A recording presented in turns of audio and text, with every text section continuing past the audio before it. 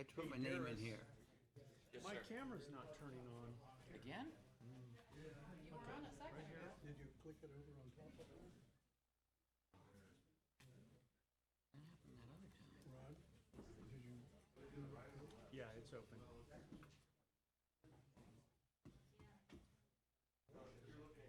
There. I'll have to switch to the desktop version. Well, I didn't have to in the last meeting, Weird. but in the desktop version doesn't really. Okay, I'm gonna just close that. And I'll try the desktop version, but I don't think it's gonna work. Electronics. I tell you, man. It's crazy. Okay.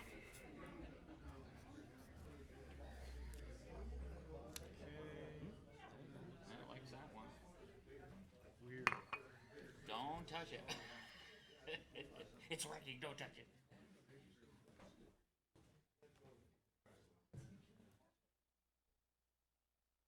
All right. It looks like we're all up and running.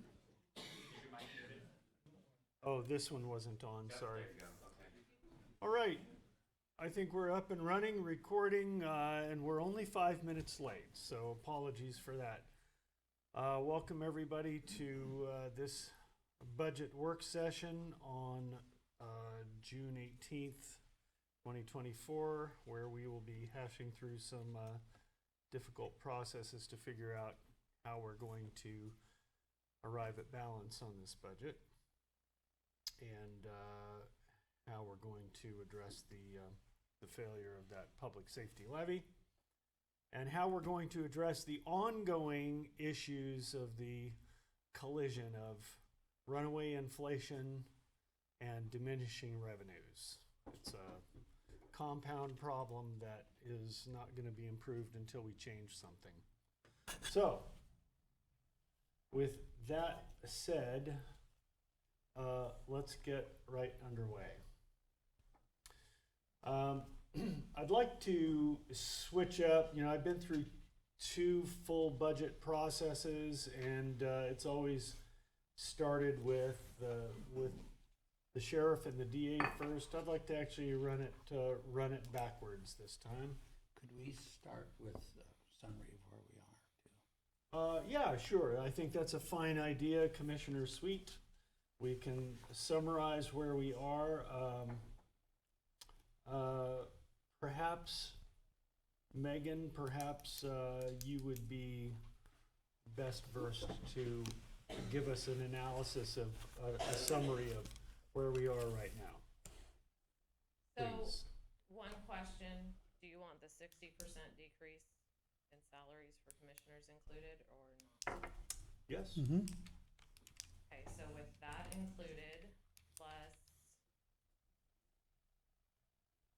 removing the vacant positions, and then that small amount in my budget, we're at $31,806.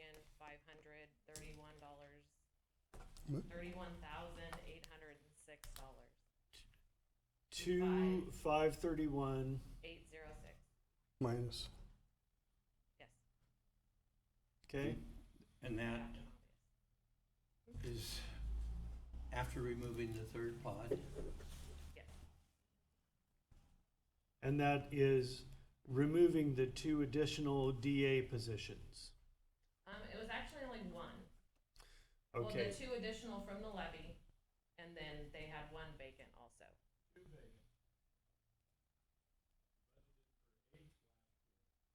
So I went through it and it was only 1 vacant. Okay, I will go through it again.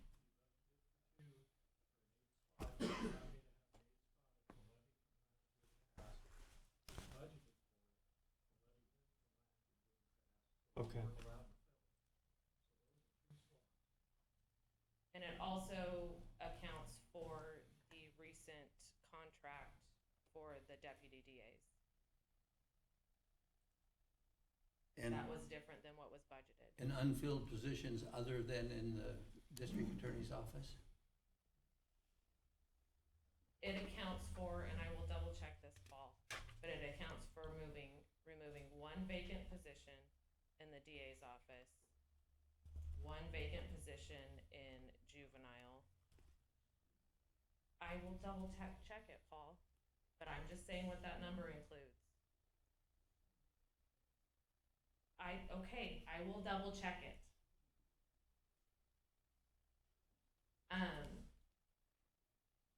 And 1.5 in criminal.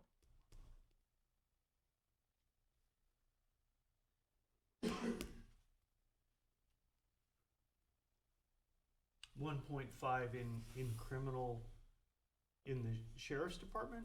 Mm-hmm. Okay. That were vacant positions.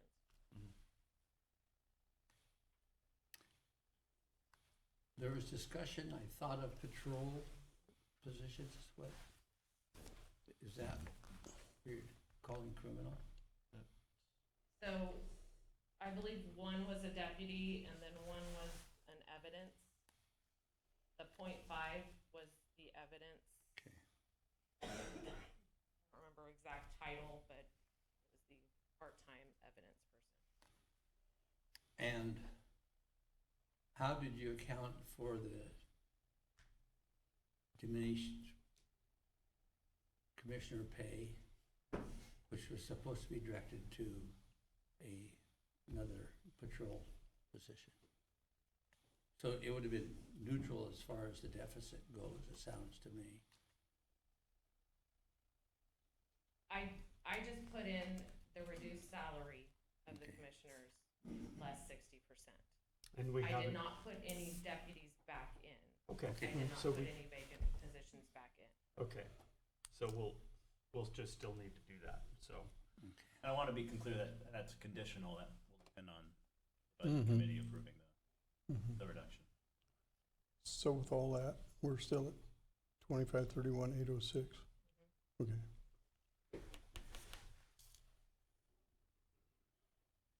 Okay.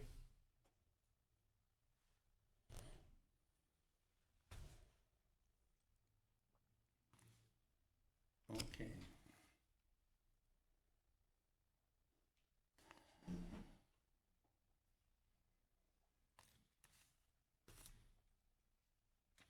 Okay. So, we have a shortfall of 2.531806. And that is still leaving the district attorney fairly disabled in terms of doing any kind of catch-up. That's leaving the district attorney unable to prosecute less serious crimes. Well, let's see, let's start working through is that a suitable summary for everybody? Is anybody missing any details? Do we have any questions at this juncture before we start moving through departments to see what everybody has come up with creatively or anything? Please, Sheriff, don't apologize.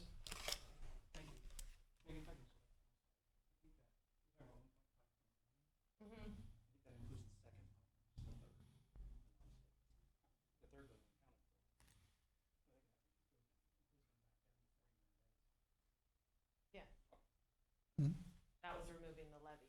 Yeah. So, or, no. Well, probably mentioned the third pod, we're actually. So this includes 2 pods. Oh, We've already removed This- 2 pods. No. Well, we're, We removed anything that had to do with the levy, okay. which was the third pod. not Yeah. the second Not the pod. second. So So this at this- includes 2 at pods. 2.5, Sorry you have if I 2 pods. misunderstood Okay. the question. okay. All right. So that includes 2 pods, still fun. Yes. All right. But you have 1.5 It's Position. 1.5 positions. Not money. Not money.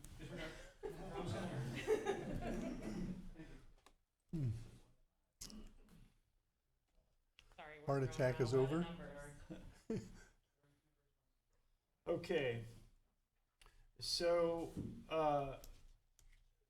I have some thoughts about the sheriff and the district attorney, but as I stated earlier, let's work through, let's just go through these departments and see.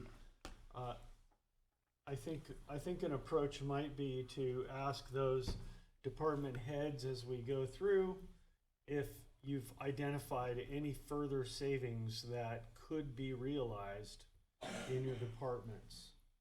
And if you have not, then, you know, we already have two numbers that each department head has thrown out. We have a number with the levy, we have a 15% reduction number or thereabouts. And we already know what those are. So,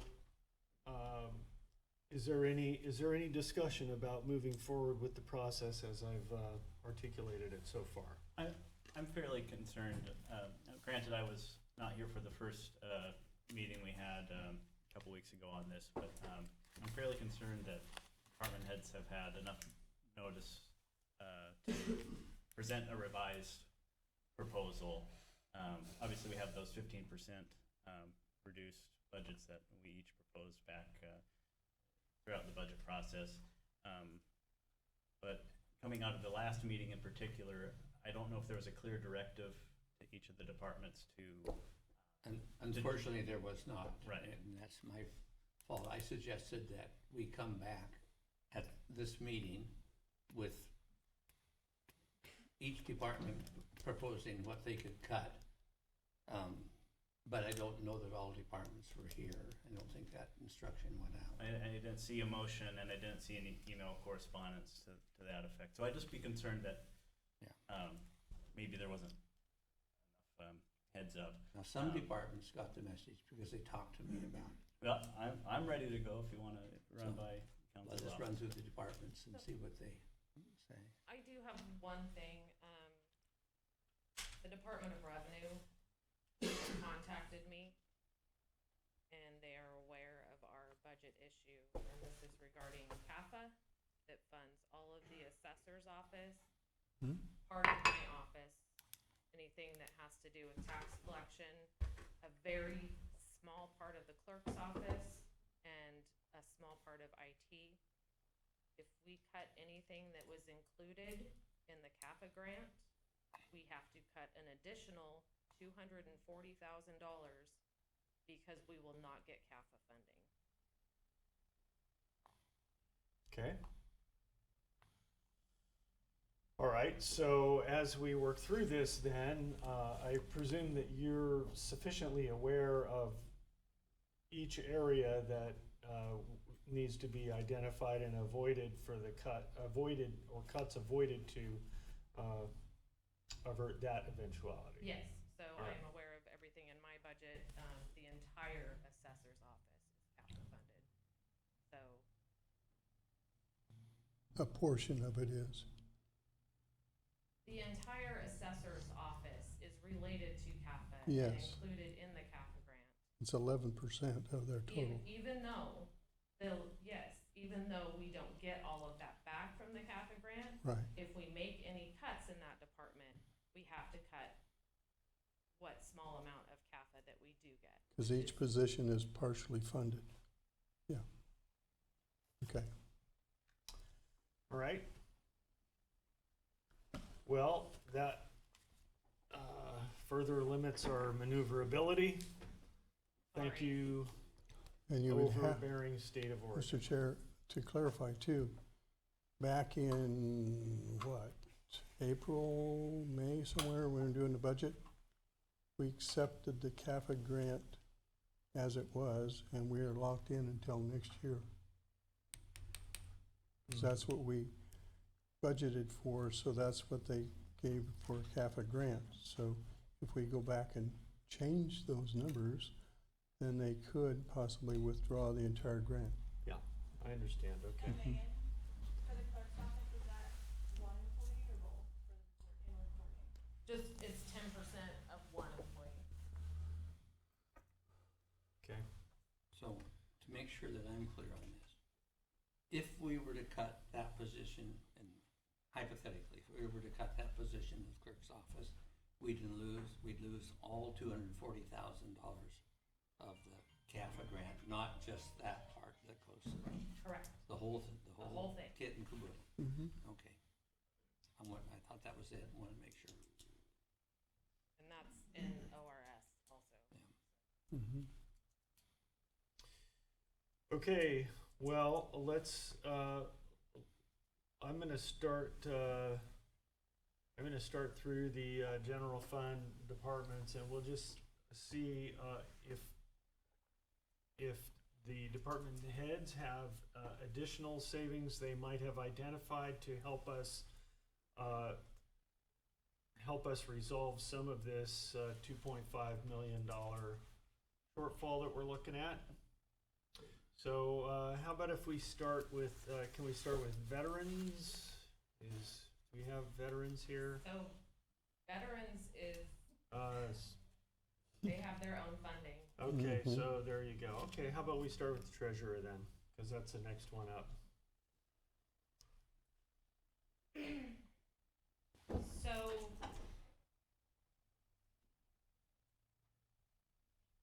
I already included the 27,500 for cash management software consulting company. So I've already cut that, and that's already included in the number. I can cut a laptop and a printer and the training and travel that is not related to CAFA, and that gets us $5,579. The only other thing that isn't absolutely needed, that doesn't have to do with banking or, stuff, checks and stuff that we have to do is not included in CAFA, would be one position in my office, and that position does payroll. So kind of have to pay people. And there's no other possible way to get payroll done. Not at a better price. I mean, our payroll is extremely complicated with 7 different unions, elected officials, non-union, plus all the additional things that happen every year. It seems like there's something new, some new tax that is tied to your paycheck.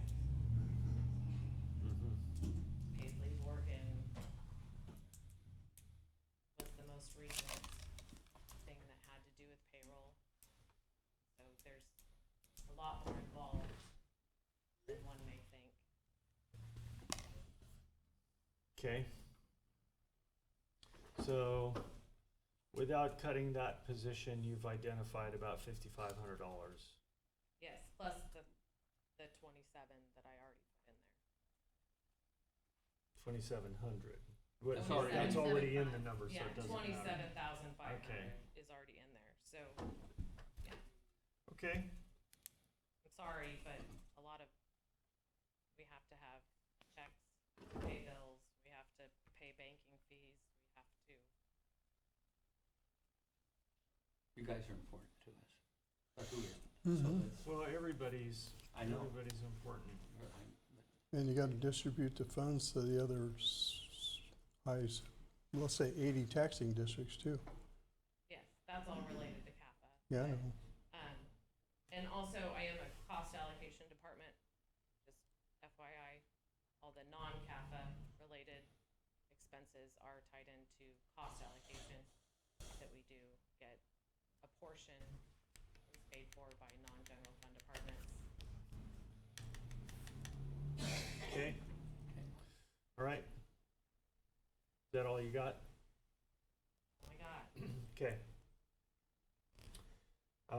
Next one up on the list is surveyor. Anybody here? Yeah. Oh, there you are. There he is, Mikey's back there. Mike, have you identified anything? We have nothing. We have wages, money is what fuels the truck. We just don't have any extra we have to meet the 15% cut. That means cutting one of our employees, gets us down to only one field guy, which he can't set him out by himself. So virtually, Debilitated. yeah. Okay. And the savings would be about what I asked for today to meet payroll for the end of the year. Okay. All right. How about planning?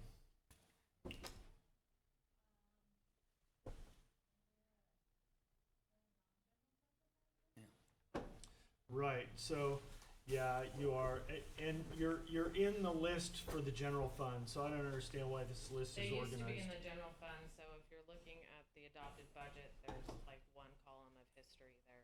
Okay. That has to Well. stay in there till that drops off. Yeah, they're out. So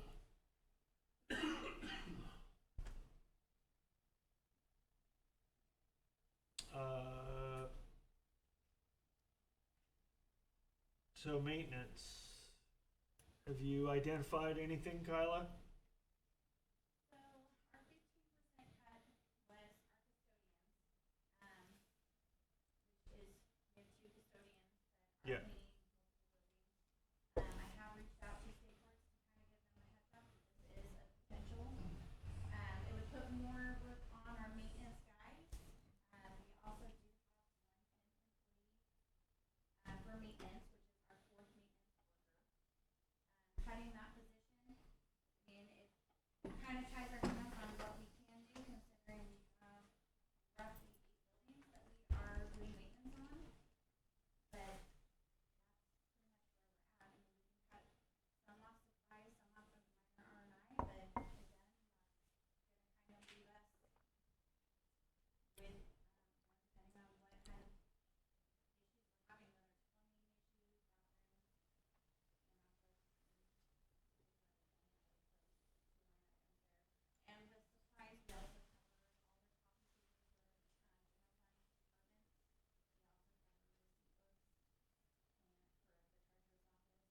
Kyla, I don't mean to interrupt, but I don't believe the people online. And we have a comment hear that they you. can't hear you guys in the So- back, they're asking you to come up. Thanks for catching that, counselor.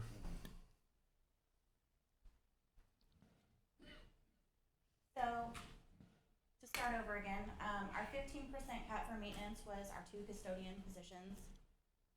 Right now, we're cleaning parole, we're cleaning the Owens. So okay, you're talking about the 15% cut budget, but this 2.5 number is not based on that. This 2.5 number is based on the budget that we actually passed. Okay, So, you know, if we've got to look at that 15%, we'll actually, we can't, I mean, we can talk about it, but we can't do anything about it till July. well, that's, essentially, it would still be the same cuts for maintenance. If we are trying to cut more money from maintenance, it would probably be our wages for our 2 custodians. Okay. I don't know where that leaves us with state courts because I don't know what we are obligated to provide. I did reach out to Thomas to kind of give him a heads up that that is a potential for us. We can cut some from supplies and minor R&I. We don't have a lot in contracted services.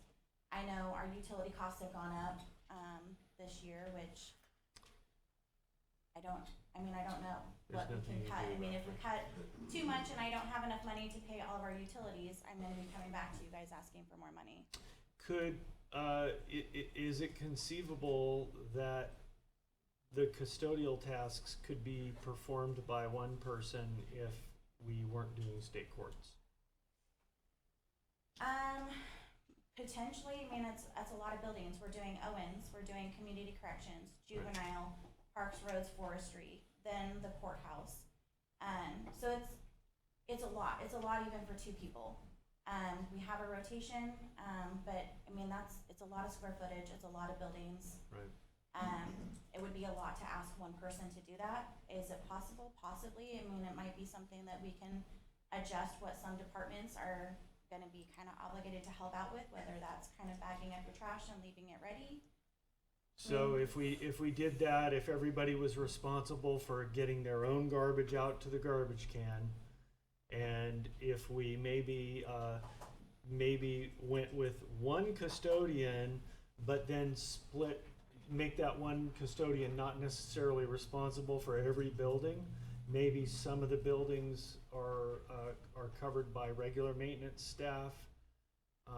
Would that be a reasonable kind of approach to consider? It is, between Alan and I, we kind of discussed if we do end up losing one or both custodians, our maintenance team is prepared to pick up the slack. I mean, it does take more time from them, Right. but, it's not unfeasible. I mean, we can do it.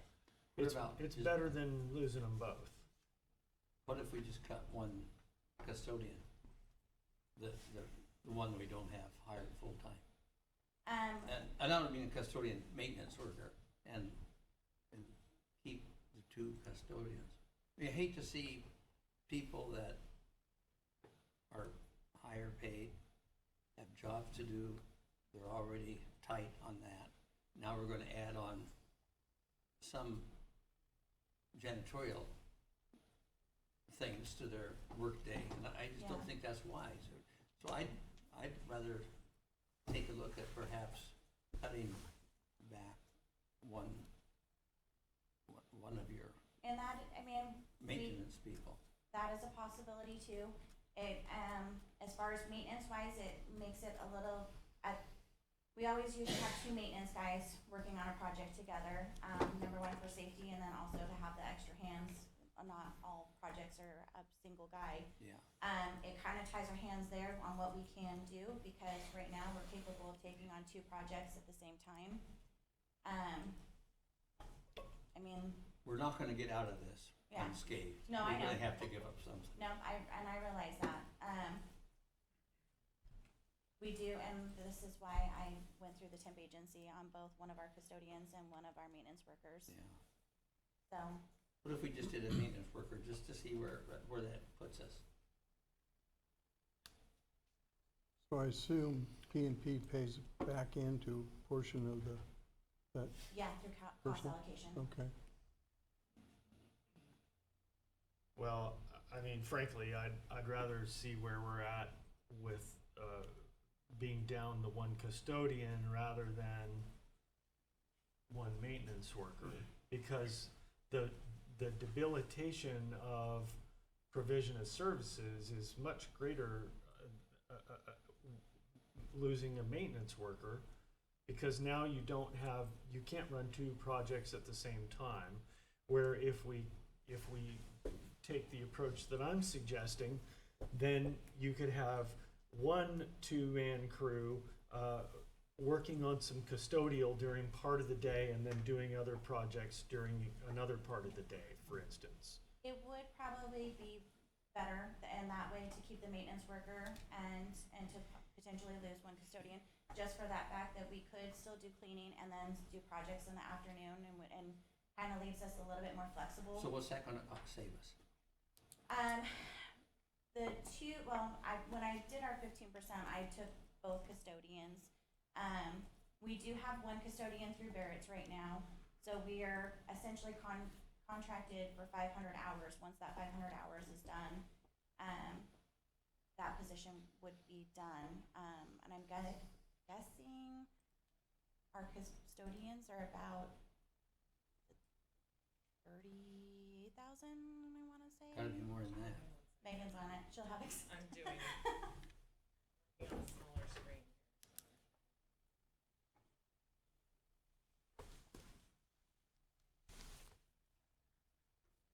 Pressure, huh? no pressure. There yet?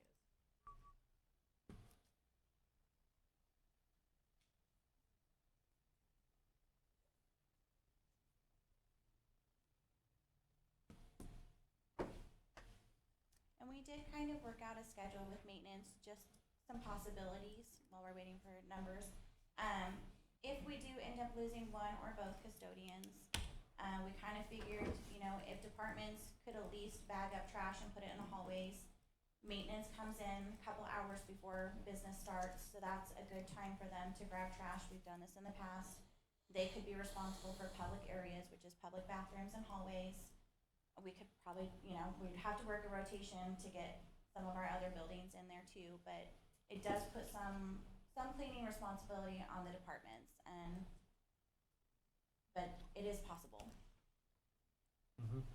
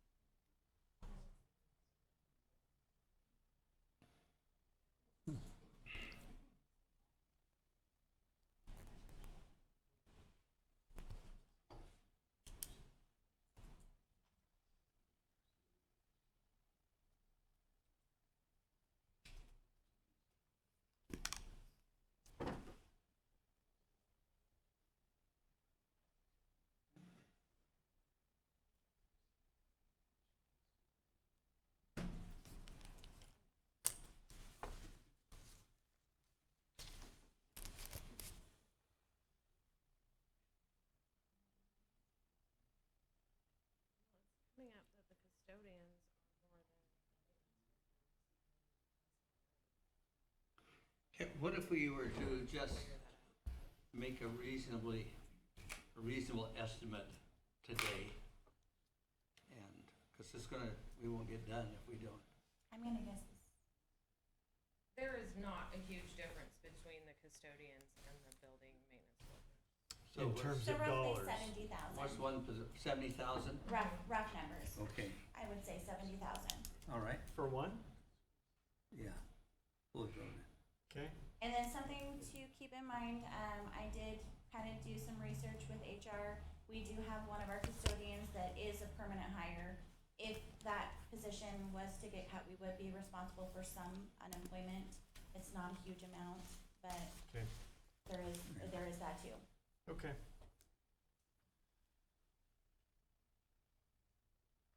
Okay, All right. I wonder if we could, how much money we could save by eliminating some of the paper that's sent around. For instance, I know, every month we get a stack of 300 pages or something. Does that have to be on paper? I can email it to you, but they're very large files. So Well, it's a very large stack of paper. That causes problems in other areas. Every Uh, time you send an email like that, it stores that file on the email Well- server multiple times. Okay, well, how about if you just put it on this server and send us a link to it? We could create a share that we could assign privileges to, and that would be a much better place. All right, because I'd really prefer not to see that stack of paper anyway, and I wonder how many other areas we could So- employ that. those are my monthly financial reports that I'm Yeah. required by ORS to give you. Right. All of it is online except for the one cover sheet.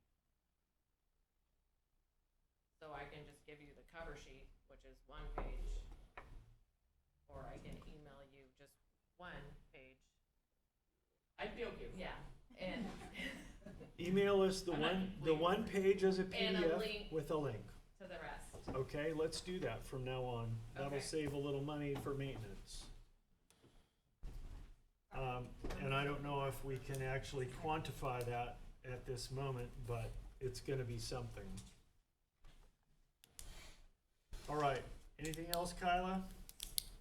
I mean, not really. We don't have a ton of money in contracted services. Our contracted services are primarily for our elevator, Gold Coast security for our panic buttons, our generator maintenance. I mean, there's really not a lot of room to cut there. Our utilities, I know we've got cost increases coming through Pacific Power, City of Brookfield was, raising up. When less sanitation took over for Wadsworth, our cost went up a little there. And then, I mean, beyond that, it's a little bit of vehicle maintenance and fuel for the maintenance vehicles. I mean, there's really not Okay, a lot of room. all right. Well, that 70,000 helps. Yeah, If we, big help. if we do Thank you. that, it's gonna be a cost on everybody to, take our own garbage out and help with the, One custodian. with the, maintenance of our spaces. But, I'm willing to do that, and I hope everybody else is as well. Okay, thank you very Thank you. much. Going on up my list, juvenile is next up there. Brian, hello. So again, looking at the adopted budget, is there anything that you would further identify? I would not, to be candid, I didn't bring a copy of my 15% proposed budget reduction. Okay, My recollection is I additionally have another $3,000 or $5,000 that was in there that we had talked about for contractors or extra services through Barrett's, I believe. I believe that could be eliminated. I would indicate that the loss of the position within my department is going to be, which has already been eliminated, is pretty substantial for me. And then I think there's other things that we do and have done that candidly I can't quantify and put on paper. For example, I have 2 vehicles, caged vehicles, when the sheriff's department was short on vehicles this year. We transferred over to them. That saved the sheriff's department from buying 2 caged vehicles. So I mean, I would propose that back to the board that we've played pretty nicely here with other entities and done those things when we can. I think we're a good community partner as far as collaborating with others. For a small department, we have 5 employees. We have the elimination of the 6th. I mean, my whole budget's like $900,000.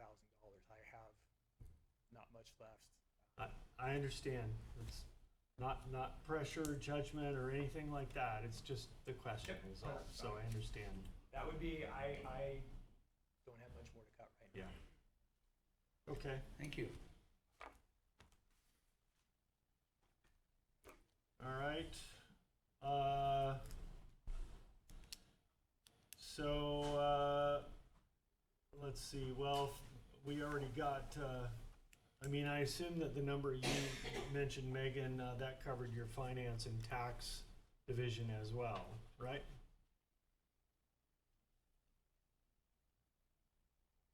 Can you say that one more time, please? You already gave us a number of about 5,500. That included your finance and tax division, or was that only your treasurer side? The treasurer is combined with finance and tax. Right. I just didn't know if you had, Yeah. because they're listed separately on this list that I'm Because there used looking to at. be a separate treasurer Yeah, department. so, you know, History. garbage in, garbage out, but okay. So, all right, we'll skip past that. And, county council, you identified anything additional, Colton? Literally doing numbers. Oh, cool, okay. Colton, you're muted. Thank you. So the proposal that I submitted back in during the budget process was a 15% reduction that included eliminating the risk manager position. If pressed, that would be still that. We presented that to the board, knowing Yeah. that is a possibility. Right. But I cannot stress enough that as your legal counsel, I do not recommend eliminating that position Right. because the position is so tied to how our insurance premiums work. I mean, Yeah. we just had a meeting at 1:30 Yeah. where we talked about the plans that we're on. We've opted to stay on retroactive rate plans with SAFE, and this enables us to potentially save as much as $280,000 a here, if claims are low, low to non-existent. And having a risk manager position puts us in a position where we might take advantage of those savings. Conversely, if we were to eliminate the risk manager position, we could actually pay higher rates than we otherwise would. If we just had a set rate, we could pay as much as over $600,000 as opposed to only $400,000. So, in my view, the risk manager position pays for itself. And my concern with moving away from that would be putting more pressure on our HR manager, who is already wearing several hats. We're concerned that we might lose our part-time HR assistant in coming years, perhaps due to retirement. Not having the risk manager position puts tremendous amount of strain, and I just don't see how making cuts to the department wouldn't expose the county to greater liability in some way. Right, it seems like a net fiscal benefit any way you cut it. Right. Okay. So I'm gonna put you down for a 0. Okay. So far. All right, moving right on up the line. I have an update. So, as much as I hate to say this, Paul, you were right. I found an error in my spreadsheet. You didn't have to argue that much. But that's his job. I know you love it. He's dancing back there. There's a rather gleeful expression on his face. I like it. So with that change and with the custodian change, we're at $2,316,732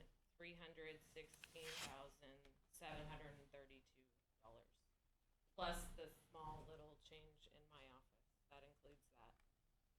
Okay. We're down to 2.3. County clerk. Hello, Julie. Sorry we couldn't get you on mic earlier today. We were scrambling to try. Have you been able to identify anything additional? No. I will say, as I know many departments have the same issue, we have a very small budget to begin with. Yeah. And most of it is either staff or supplies.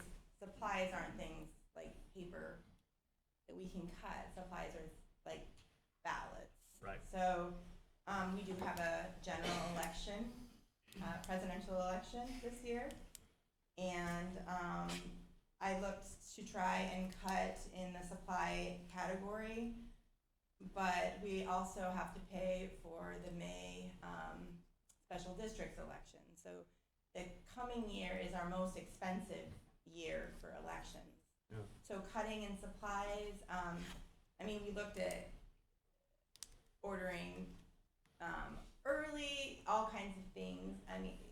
As it is now, we're right at the number, and if we have an election in August, we're going to be pinching and we won't know if we have an election in August for a couple weeks. The deadline isn't for a few weeks. So we're going to be really trying to pull from everything we can to fund that one if we have one. Okay. So, back to my original, our total materials and services is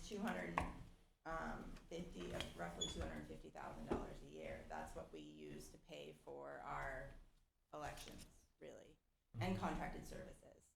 I cut training and travel, which would mean I wouldn't go to my OACC conference. I cut some from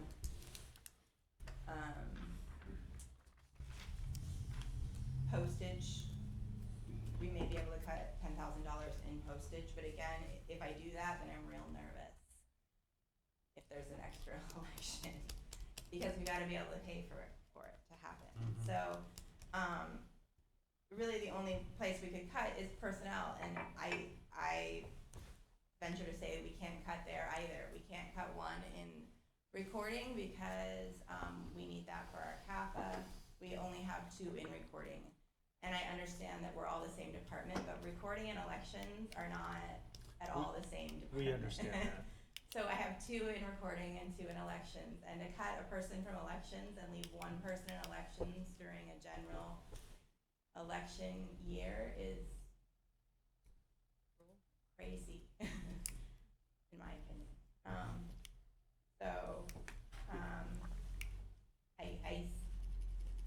I mean, at that, I think that, I would recommend not cutting personnel.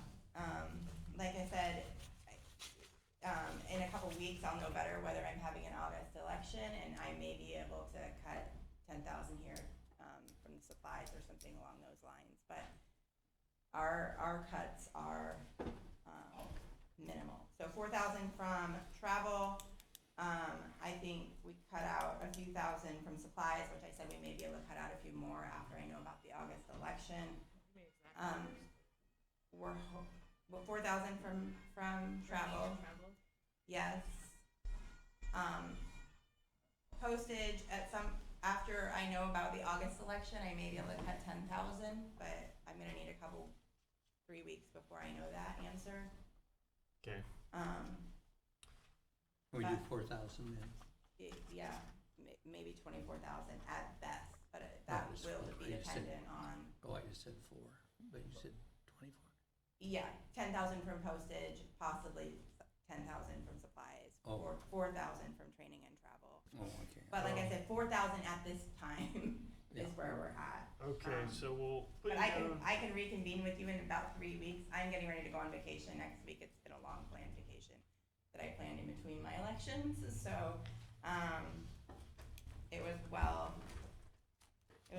last year when I planned it, so well before the budget crisis happened, so. Alright. If I could have a week after I get back to determine whether we have that election or not, then I can determine whether we have any other funds that are available. Okay, But right, that's where we're at. we'll put you down for 4,000. Thank you very much. Thank you. Next up is the Board of Commissioners. As you all may be aware, the Board of Commissioners just cut our budget by, 180,000 today? 187. Huh? 187, 187,000. And potentially. the only other potential cut that was on our slate was to reduce Bobby's time, but frankly, we just can't afford that. We can't afford the loss of that time. She's the only support that we have, and she does the work of 2 as it is. So I'm just, and our 187 was already in this number that we have descending, so we don't have anything else we can do. Chris has a question. Chris?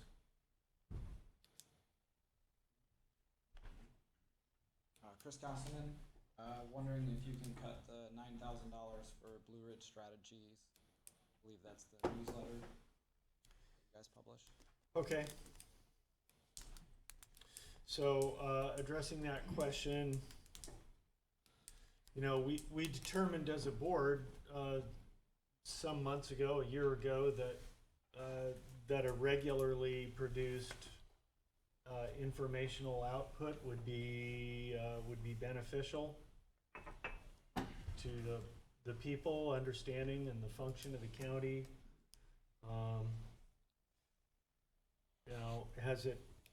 Has that proven to be as valuable as we thought? Is it something that we should consider eliminating? I think we should eliminate.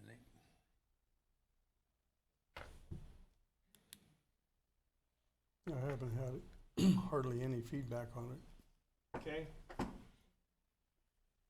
So just for clarification, no one probably probably cares but me, but that's in the miscellaneous non-departmental department.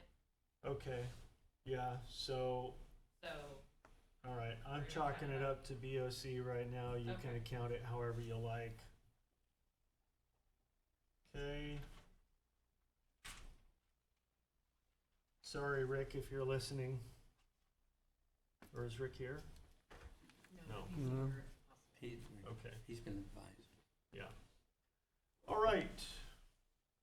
Thanks for the suggestion, Chris. Everyone but, everyone but Rick thanks you. Anyway. Okay. Moving on up the list. Where is Mr. There he is, Mr. Jansen. so he's totally related to CAFA.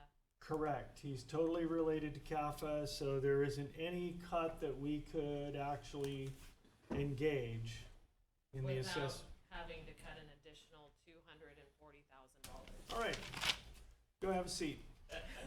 There is one thing to consider. When we made up the budget for this year, we planned for a certain number of employees at a certain pay scale. And through missed time, not being at work and not being eligible for unemployment or for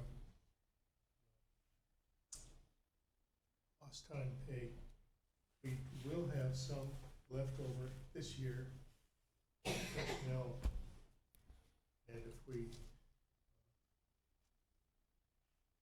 I know we're looking at next year's budget, but I'm thinking we're probably $10,000 to $20,000 ahead on the payroll we will have left over this year, if that would fit into the equation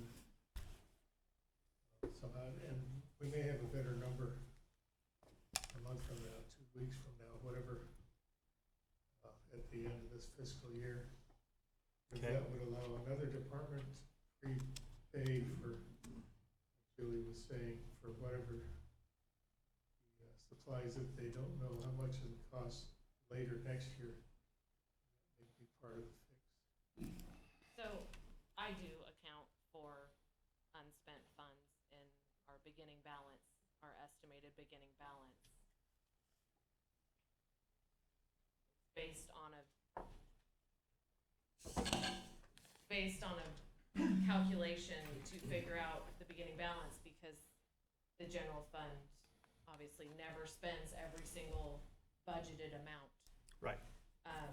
So that is technically already accounted for. Okay. Nice try. Thanks anyway. But thank Steve? you, The other Steve? thing, it's kind of one-time Steve. time money, isn't it? And We'll take it if you wanna have it next year. I know it's a little thing, but would it matter if you didn't have MLS anymore? Oh, yes, it would matter a lot. That's huge. Huge time saver. Personally, I don't think it would matter at all, but Well, you wanna be assessor, you can run for assessor. I did that for a long time. We got along, well, very long, got along really well without Okay. it. Yeah, so, Thanks. thank you, Steve. I missed 8,000 out of information technology. We, were able to do our computers this year, and I budgeted for them in reporting for next year, cause they're over 5 years. But we had enough left over this year to do it, so we do have 8,000 out of information technology. So we as can well. change your number to 12? Yes. Okay. Thank you. That's helpful.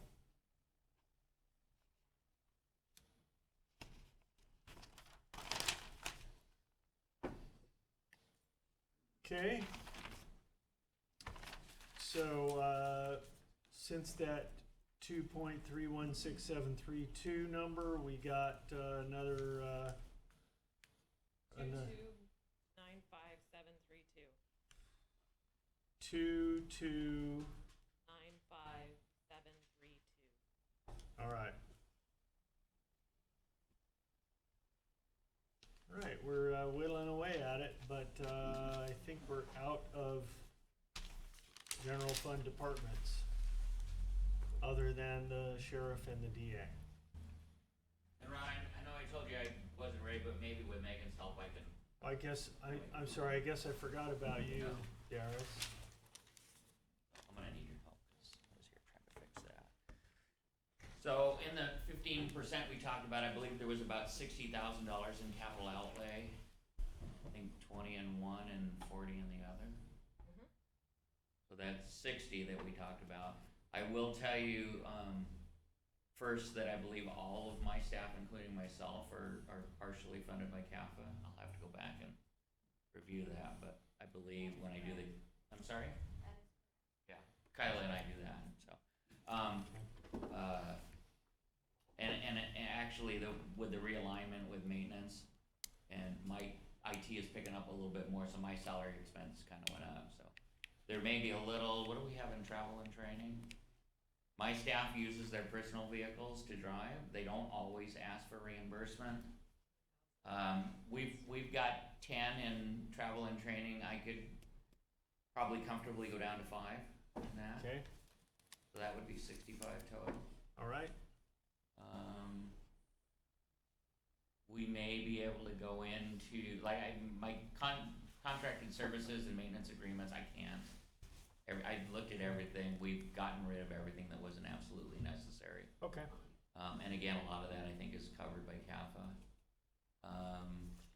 Supplies, I might be able to take that down a little bit, and we'll just hope we don't run out by what we know we absolutely have to have, and if you do, we could have a bake sale. yeah. You spent that much, Is that 5,000? 554. So yeah, we budgeted 7. The cost of tapes is going up, and as we all know, having good backups that you can refer back to is important. We've got 7 in supplies. Take that down to 5 and hope for the best.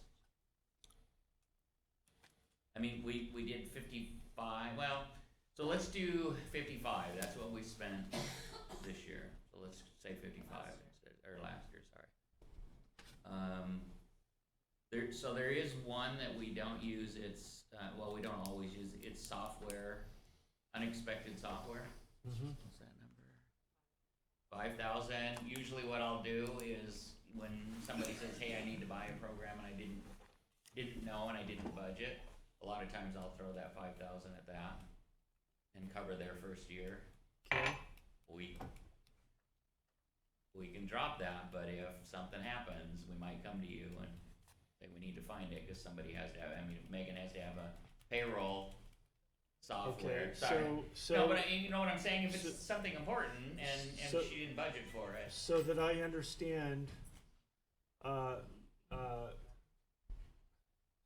understand, we were at 70,500, and now you're saying you could throw this other 5,000 at it.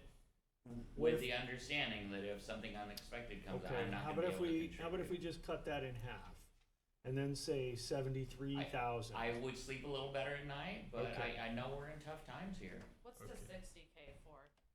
The That 60. you cut? I just So wanna that's make for, sure we talked about that, cut it. that's for hardware, every, stuff, computer hardware has a life cycle, industry standards 4 years, I typically stretch stuff out to 5 years. That is the money I use to buy servers, storage, network equipment, so this year we bought the network equipment for the central servers. The year before, we actually bought servers, and the year before that, we bought storage. So if you're looking at a 5-year life cycle, we're good for at least another 2 years after this. And then I'm not sure when our storage gets to 5 years, the maintenance is gonna get really expensive. Okay. But we're good for at least another year. I don't, that 60, I don't think we'll have to do that because of Alright. the planning. Okay, So you were at 73? 73,000. Thank you, Darren. And I have a thought afterward. 69,000. Is it 69? Okay. I have a thought I'd like to chat with you after. I don't know if it's possible, but Okay, maybe you can think about it and do some research. okay. Let's chat after. Okay. 69,000, so that takes us to 22, 2.2. 2226732.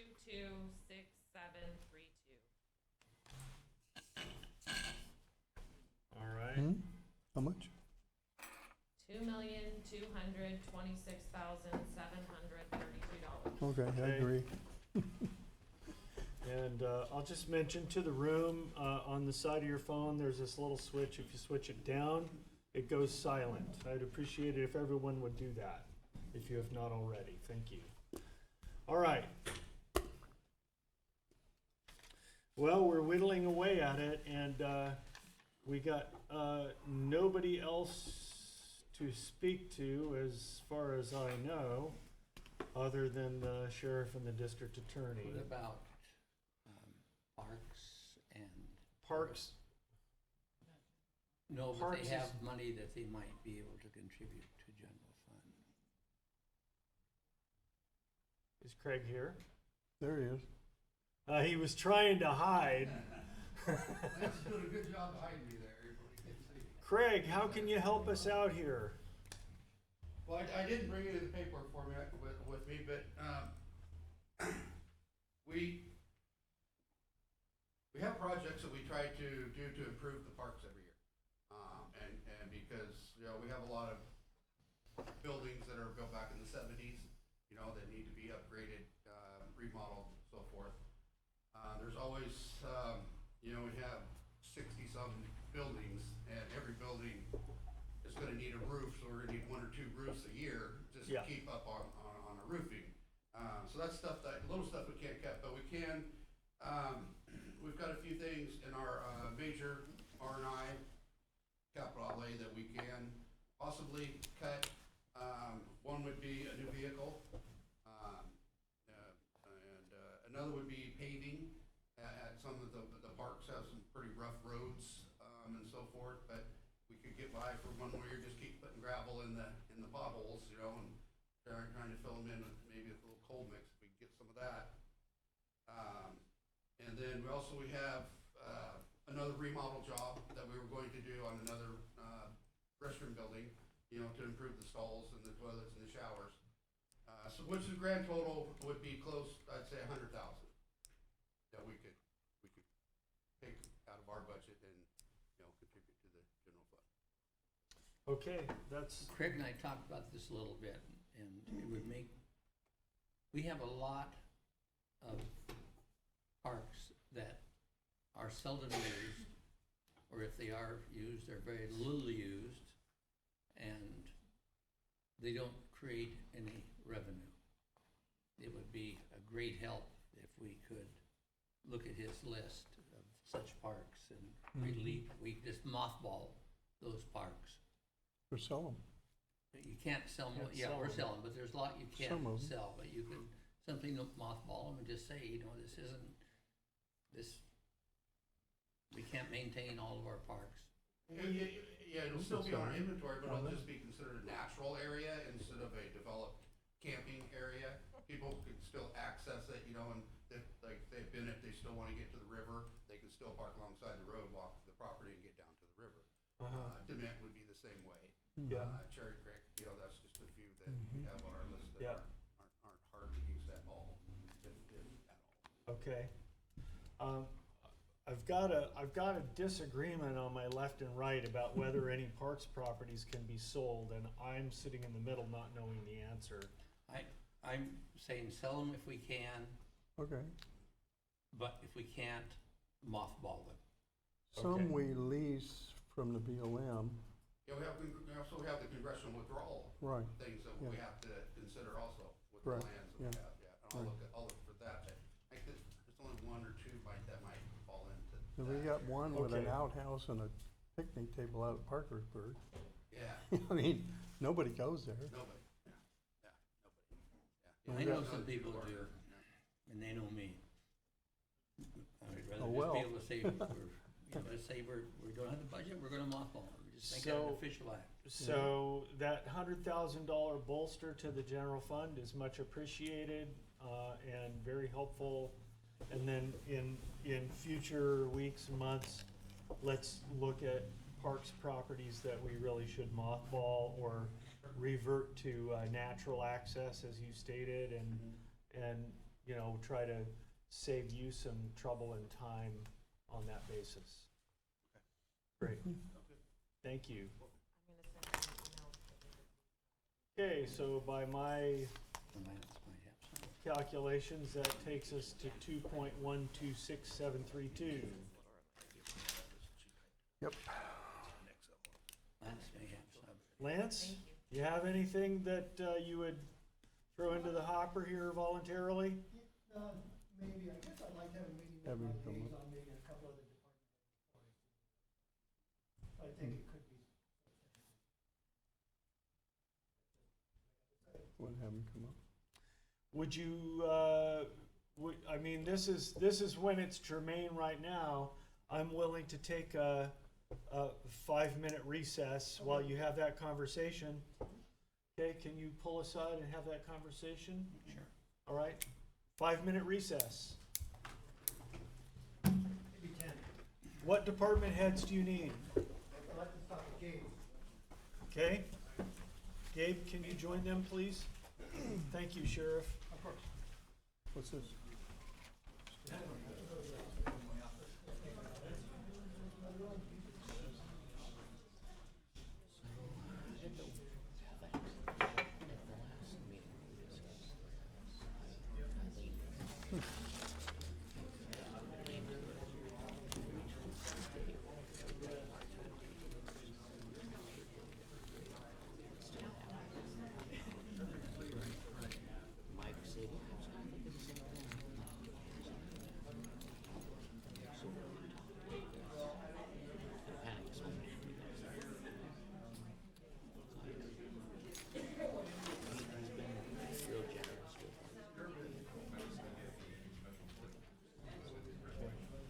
I don't know. Hey, Mike.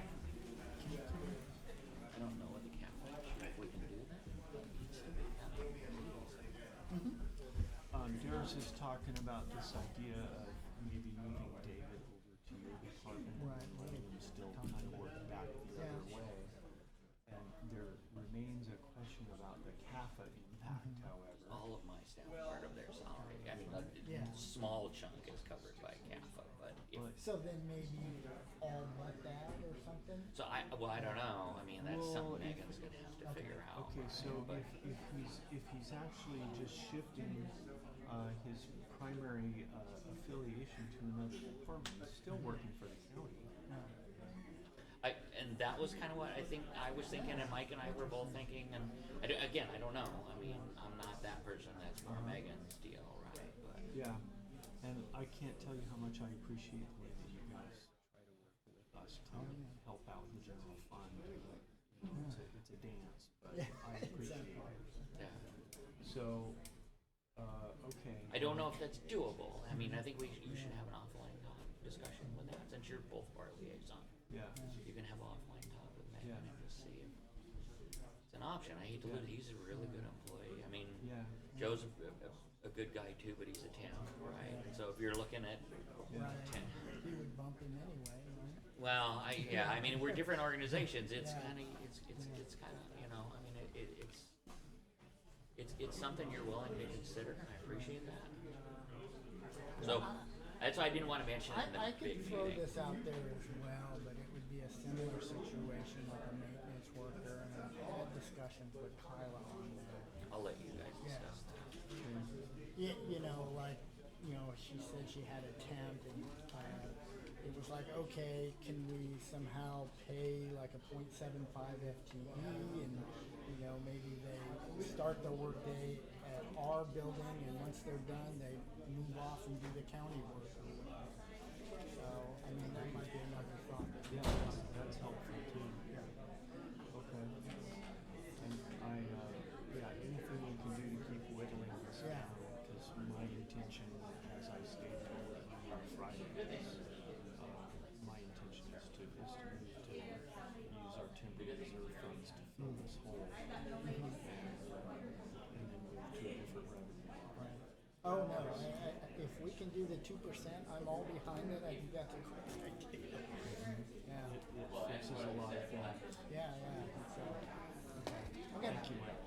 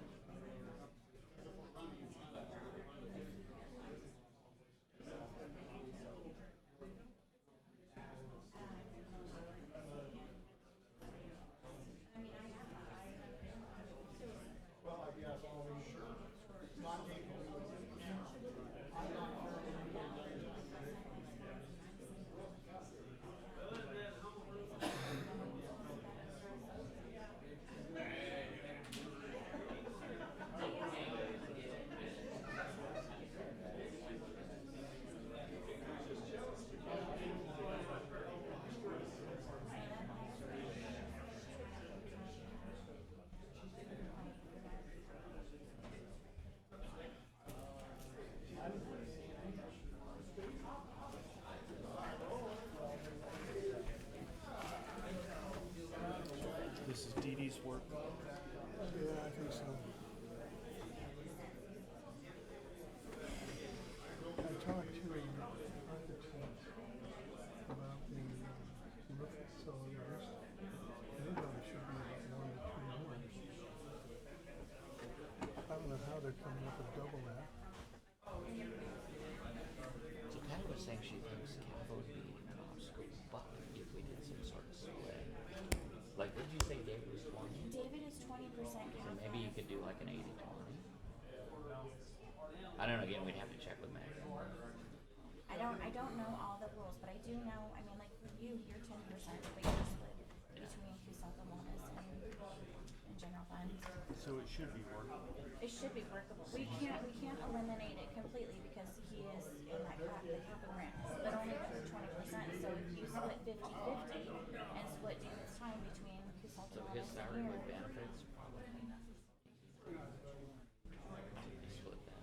and something, well, I mean, this doesn't help us this year. I'd like to put Q-Sub and Wellness back into cost What? allocation for maintenance. They're not paying for maintenance currently, but we can't do anything about that this next year. I've been talking to Megan Lance's about it. conversations. Who? It would have to be the Lance's following conversation can be heard. Do you know where they went? I don't know, put that direction, I guess. I don't know. I think that Eh? benefit especially with their 3 buildings now, but, I don't know. Okay. And I'm gonna look at our maintenance budget and see if I can add anything else, but I don't have my numbers hard in front of me, so. Okay. Well, let's see if can you guys coordinate and find out from Megan how workable that is? The cost allocation? Yeah.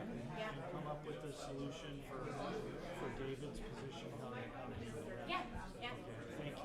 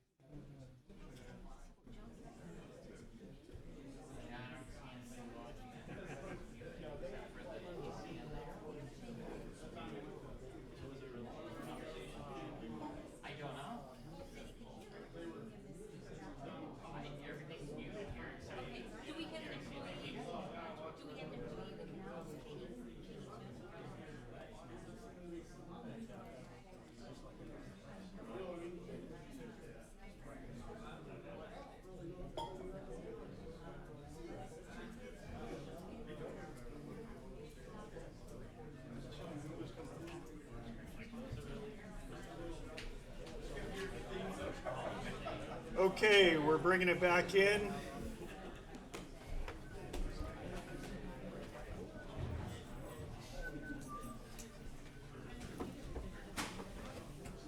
We got more work to do, so we don't have anything. Okay. So we gotta have another one on Thursday then, huh? Looks that way. All right, Okay, the word from that little breakout session is that they have more work to do to come up with whatever that idea is going to be. And so it seems like that is definitely going to push us into our currently optionally reserved Thursday morning timeframe to continue this discussion. So I guess that's the session which we will discuss whatever this If, is. you know, if it's anything, it's gonna be in the neighborhood of 100,000. Oh, well, okay. So- Not gonna save the world. Okay, all right, so that's instructive. If everybody didn't hear that, the word I just got is that it's maybe in the neighborhood of 100,000, that issue that they're discussing, so that's, not gonna be pivotal, it'll be helpful, but not pivotal, so, so let's continue, and, I guess, is there anyone else to address before we start looking, speaking to the sheriff? I don't think we're missing anything else. Solid waste? Well, that's not general fund. I know, but they have contributed before. But we're not until we get our building built. I really don't care about that damn roof. Well, If, once we get that built, we'll be in a position, but we've been saving to build that. I did have a conversation, not official one, at a different meeting the other night, and an architect thought it should be 1 to 2 million, not 4 or 5 million.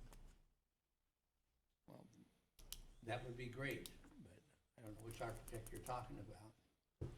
Well, they were But maybe we should talk nameless. to him. But yeah, so I mean, if there's a way to get that pit roof done for half the cost that the current estimate is, then that would of course be substantial. And we should know that.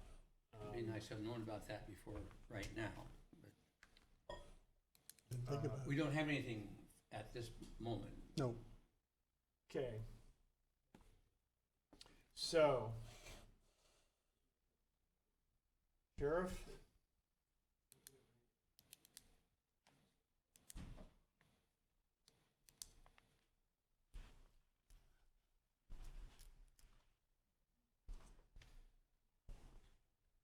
Okay. Wouldn't mind advocating for the DA first? Yeah, no, of course, that is up to you gentlemen, and of course, we've heard this story already, so it's going to be a reprise. Okay. And, I went through, is there anything more I can cut out of the budget for my department? And the answer is no. Frankly, I think some of the items in my budget are low. Even, for example, the evidence line item, we budget $30,000 a year for that. And that line item we use to help pay for trials, witness fees, expert witnesses, things like that. We overspent that already this year. I've had to transfer money in there, I think twice, to cover expenses. Next year, fiscal year, we have 2 murder trials. One set in November where it's gonna be a mental defense. I've already had to hire a psychiatrist or mental health professional psychologist to get involved. I'm trying to get her to send me a bill for the work she's done so far so I can split it up between the 2 years. But that bill alone is probably gonna be around $6,000 to $7,000. In May of next year, I have the Jackson homicide, Dr. Jackson homicide, and that is gonna be at least a 4-week trial. I think I have 60 to 70 subpoenas out for that. We'll be flying witnesses from the East Coast to testify in that, and I'm estimating that trial alone is probably gonna cost between $15,000 and $20,000 trial. So, in addition to our normal cost, we're gonna overspend evidence for next year. There's no getting around it. I don't know where else in the budget that I can cut. Yeah. To give anything back to the county. I think that's fair. You've done I mean, a lot. I've done everything I can the last few years. You know, my chief deputy who's going to be my successor, brought up something. We've heard from departments that have said, we can't get the job done if you cut me. Well, that's what's gonna happen in my office. We will not get the job done.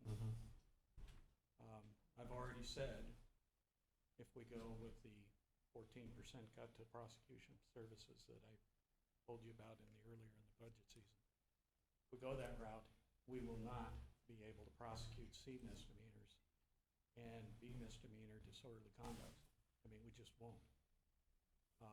The other thing will be, that's a starter. I already told my deputies that if they had a case pending from 2022 that they haven't had a chance to look at, they're to reject it summarily at this point. Because if we haven't got to it by now, we're never going to get to it. So cases from 2022 that we've not had a chance to look at, we're rejecting right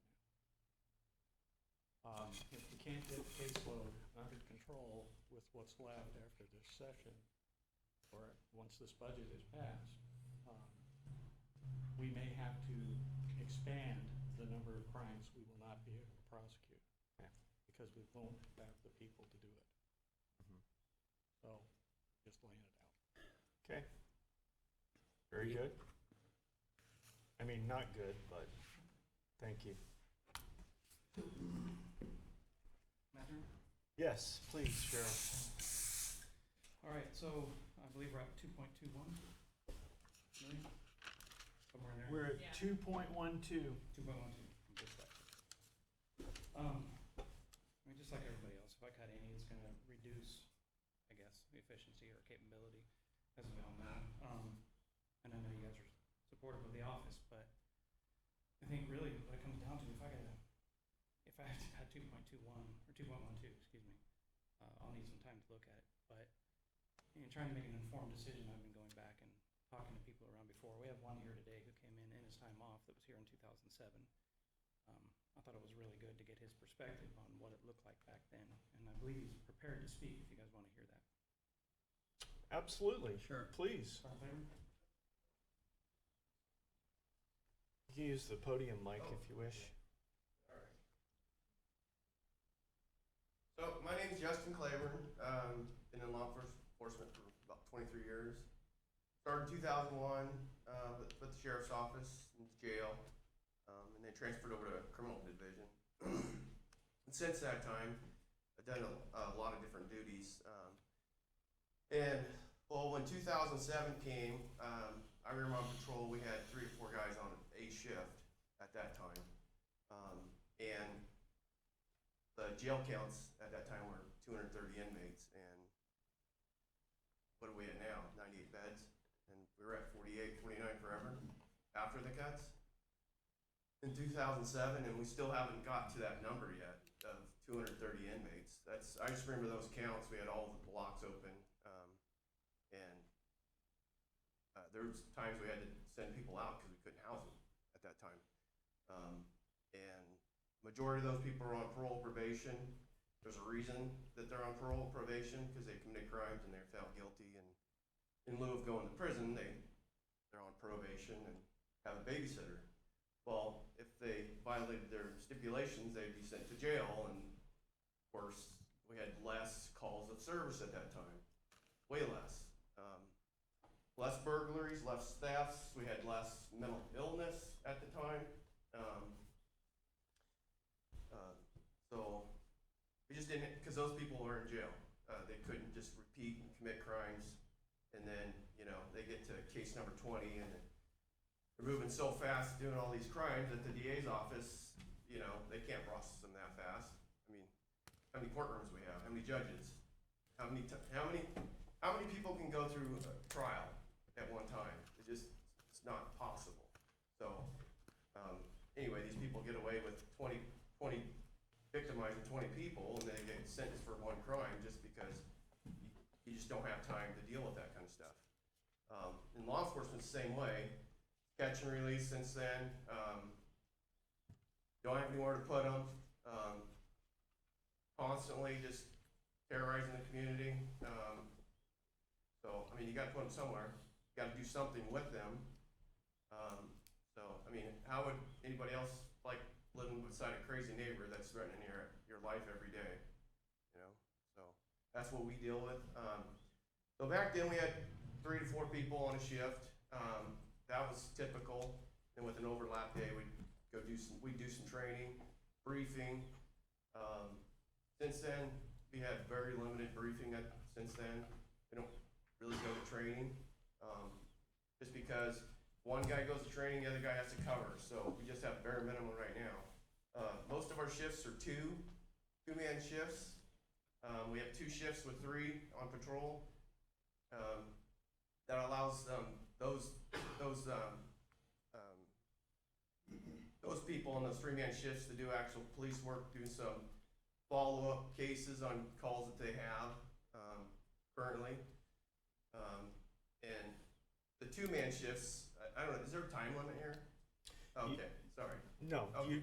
So anyway, I just want to hear what you say. 2-man shifts, it's basically you're either taking a call or responding to a call or writing a report. There's nothing else. There's no in between. 2 people is bare minimum on a shift. I mean, to be honest with you, I came off day shift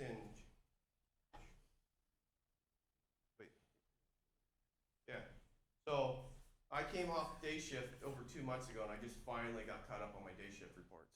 I mean, that's just how it is, because you're constantly going from one call to the next. Night shift, you have a little bit of time sometimes to get some of those backlogs backed up. You know, you're from your day shift. I mean, that's just how far back we are. And I wrote some stuff down, maybe some bullet points that from back then that I remember.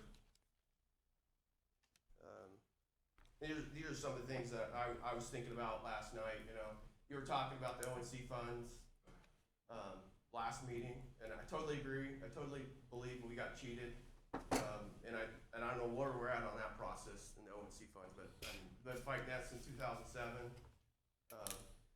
So that funded general fund quite a bit back in that time. And I don't know where we're at. I know we went after a hotel tax at one time and it got lodging tax. It got turned down. I don't know why, but that's something we can look at again, maybe for camping, lodging, hotel fees again. Bring in some money for the budget. It's a possibility. Yeah. But and then, you know, we worked through COVID, all that during that time. A lot of people worked from home. We didn't. We were here every day, doing what we're doing like now, during COVID, the whole COVID time.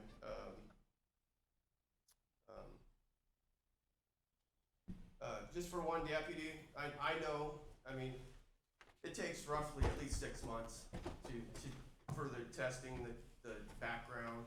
I mean, that's just minimum, just to get one guy in through the door. It's not every day you can have someone pass a background. It's not every day that, you know, he wants to be a police officer. I mean, there's not as many people out there anymore that want to do that. So it takes certain type of person to do that. Once they're hired, it's a minimum of a year, just to train the guy, so that way he can go on to, you know, he's confident without getting agency sued on his own. But that's just the starting point. Year and a half in. Dispatch, I know it takes a year to train those people. Corrections, it takes quite a while. But all these things take time, so I just want to come up here and talk to you guys, because when you guys, I know you got the short money. Money's got to come from somewhere, but when you decide on where to cut, just think about, you know, how long does it take to hire someone to answer a phone? You know, 3 weeks? Might get someone to answer a phone, you know, do some janitorial. And I'm not putting these jobs down. It's just the way it is. But if you're going to hire a police officer, you're looking at minimum 6 months just to get them in the door, if you can find them. So, if we lose these guys, they're going to have no trouble finding another job. Yeah. It's going to be quick. Other agencies will pick them up. They'll be rock stars because they get a lot of, because we're running minimum staffings here, so they get a lot of experience fast. So we talked about the call load. Just to give you an example, some of the trainings I went to, like Benton County, they have a minimum of 4 guys on shift. I mean, there's nothing that happens in Benton County. Like Corvallis takes care of Corvallis. Lynn County, they have a minimum of 7 guys per shift. And just, I mean, working here for so long, I mean, our minimum should be 3. That's what it should be to actually do some justice, you know? Because, I mean, if you get in a fight, have a fight, respond to a fight, interview several people there, well, that could be 2 hours of your time just interviewing everybody, getting their statements. Could be 2 to 3 hours just to write the probable cause statement that has to be done. All these things take time, and if that's one guy off of a shift, that only leaves another guy for the next 4 or 5 hours to respond to all these calls by himself. Okay. And then to rely on other agencies to assist, which they do, but that only lasts so long because they got duties of their own. So that's just short-term stuff. Other agencies helping. Okay. I know the current admin now. Did a good job looking for outside resources for to fund law enforcement. SRO position with Coquille, working with road department with a cost grant. These are all just outside the box kind of stuff.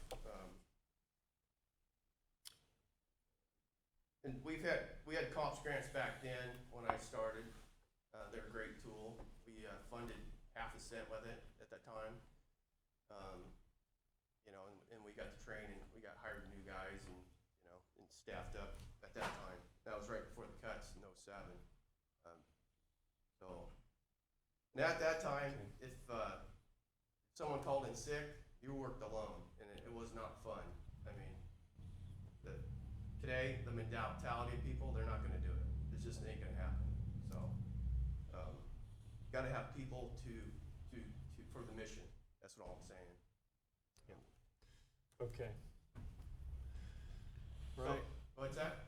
Oh, I thought you were wrapping up. I'm pretty much, yeah, sorry about that. So, anyway, I just want you to think about how many, the distance we have to cover. It's 1,600 square miles. It's 1,800 if you want to include water. But driving there, getting it all takes time. Yeah. So you can't have a guy in Lakeside and then, you have to respond to Powers. So all that just drive time, it just takes people. That's all I'm saying. Yeah. There's no mystery there. Right.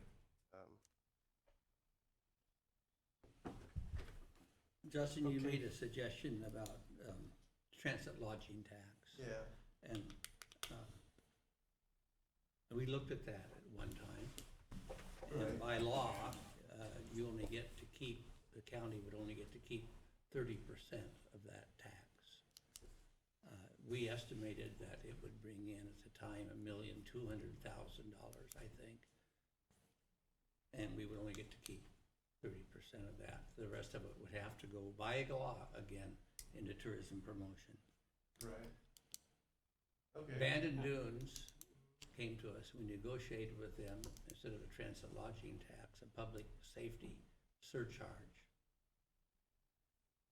And that generates for us over $1.5 million a year, 70% of which goes to the public safety, to your Right. department. And the agreement was that they thought that a lot of the other transit lodging facilities really couldn't afford that, so they were willing to pick the tab up for everyone. So we already have about as much of that as we can get. And we did just recently put in a transit lodging tax that the Charleston area wanted. I think we get about $100,000, $150 a year. We don't know really yet because it hasn't been alive that long. And the agreement with them is they want, more patrol in that area and then cleaning up some of the shoddy home sites and broken down trailers that are. And yeah, there's no shortage of that. So, a great idea, but I think we've kind of done that. Right. So, Yeah, I don't have the resolution to this, but, Neither do I we. just wanted you to know what it takes to actually do patrol work, and,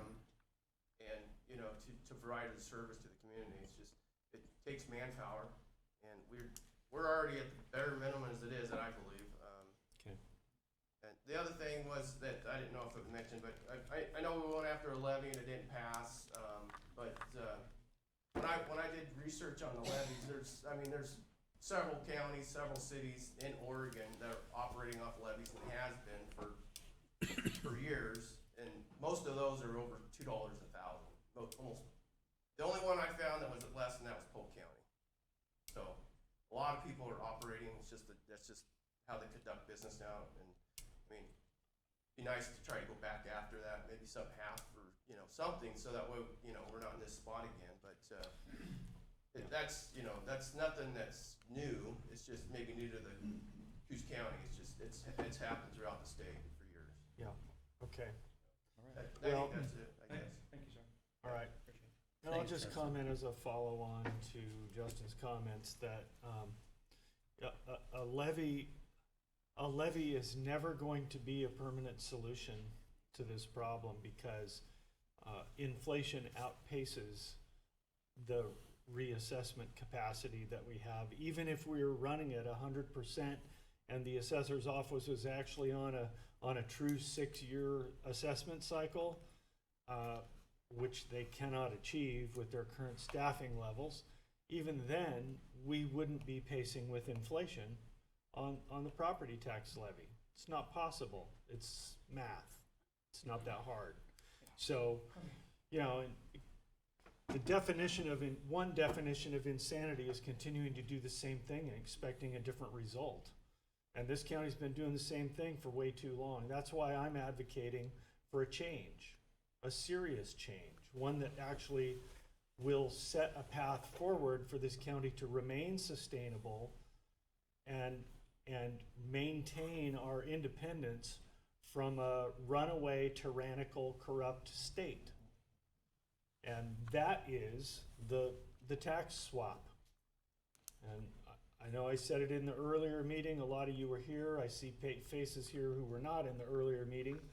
But if we were to implement a 2% county sales tax, particularly if we could get Curry County and Douglas County to coordinate and do the same thing at the same time, avoid cross-county commerce to avoid the sales tax.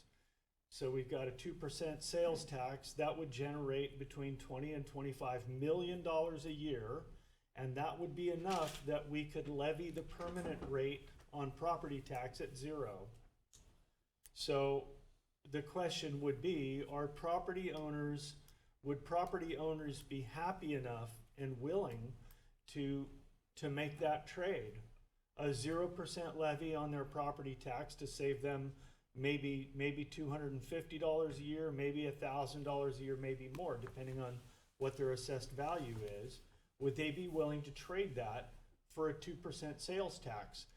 That would also shift at least 30% of the burden of the general fund onto transients and tourists. I think they will. Because the net effect to the average property owner in Coos County, I believe, working on current math models, would be pretty much level. Very little difference, maybe actually a little bit of savings. Nobody wants to pay more taxes. We're not suggesting more taxes. We're suggesting a different tax structure instead of the one that we already have.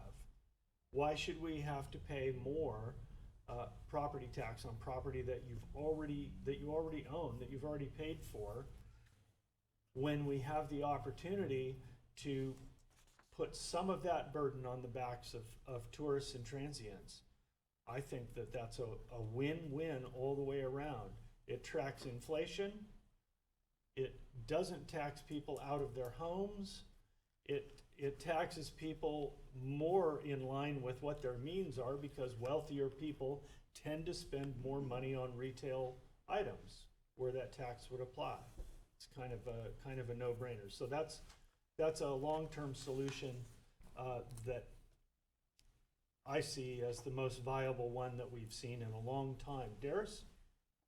It's an interesting idea. My question to you is, and I think I know the answer, but would food items would not be part of that tax, right? Correct. Unprepared food, which is groceries basically, and pharmaceuticals would be accepted.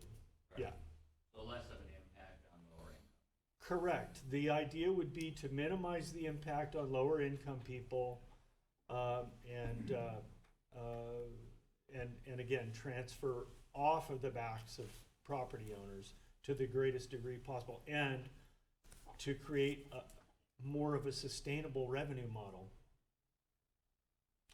So, all right, Sheriff, I had a question for you, and that is, if you were to look at how to have a minimum of 3 on patrol at all times, how much staff would you have to add currently to do that?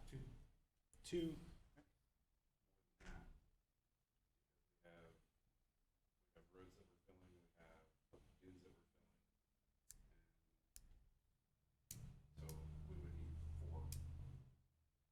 Okay. 4 from their other obligations, yeah. Okay, so,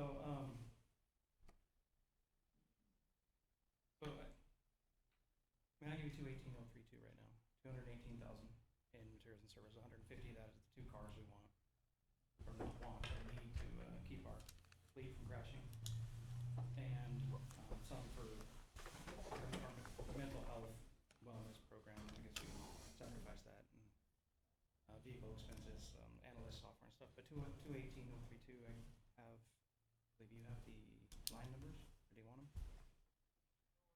Okay. 22-15, reduction of 1,000. 22-23, reduction of 27,720. 7,720? Yes, ma'am. 32-13, reduction of 17,431. 35-06, reduction of 8,481.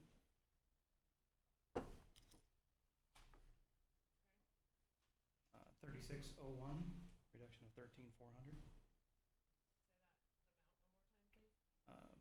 13,400.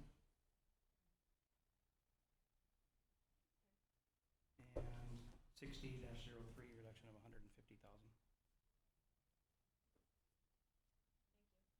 Thank you.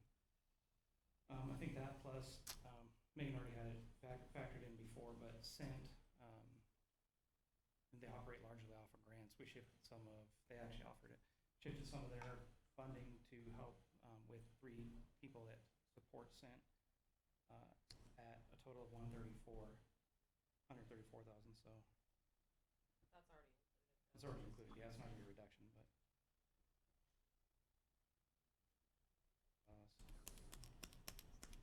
so that's total 352 so far. I know that 134 is already included. So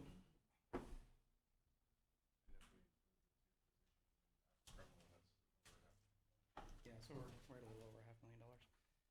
But am I correct that the rest of this shortfall is coming to us?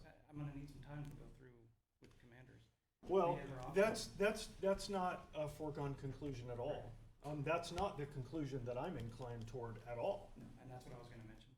I know we haven't talked about the forest fund rollover. I understand that is not only risky, but probably, not risky, maybe risky is just a little light of a verb, or an adjective, excuse me, for it. I understand it's not smart to do.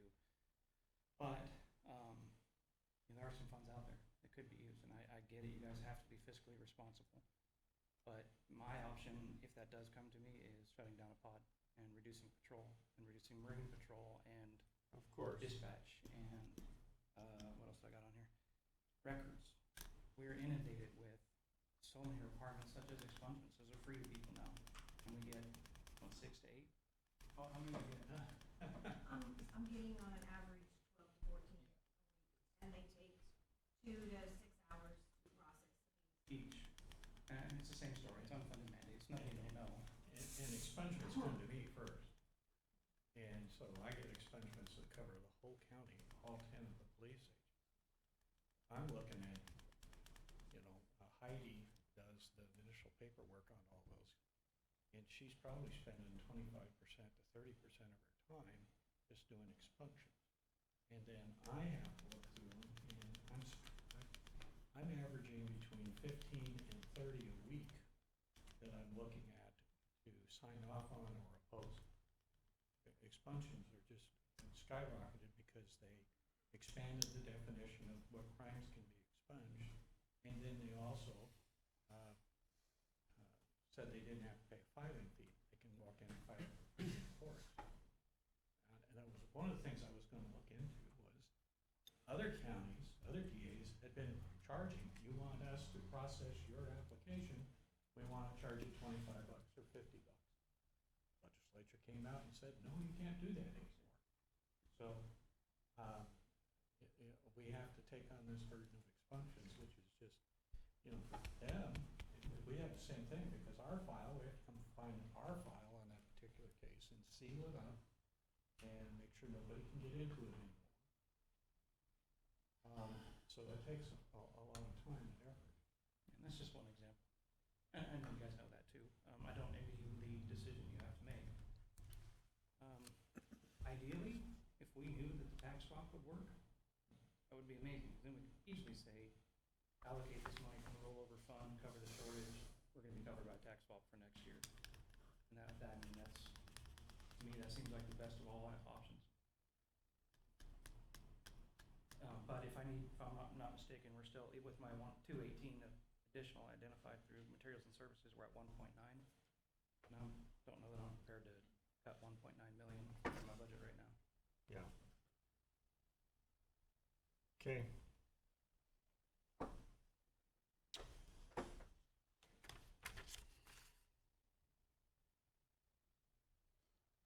How many cars, police vehicles, whatever, do you have that you don't use that are sitting I can get an exact number. roughly? Ty, can you text me that? Not very many. I think we have one travel car, one or two. We're down to, I think, one spare right now. That's for if they crash, which unfortunately happens often. And then one or two spares. I'm not sure. I'll see. Okay, but the point is, the meeting just before this, Wendy, that covers our insurance, she was saying that every vehicle that the county has that they don't utilize, let's say it's parked someplace, is about $1,000 a year in insurance costs. For all departments, I guess. Copy that.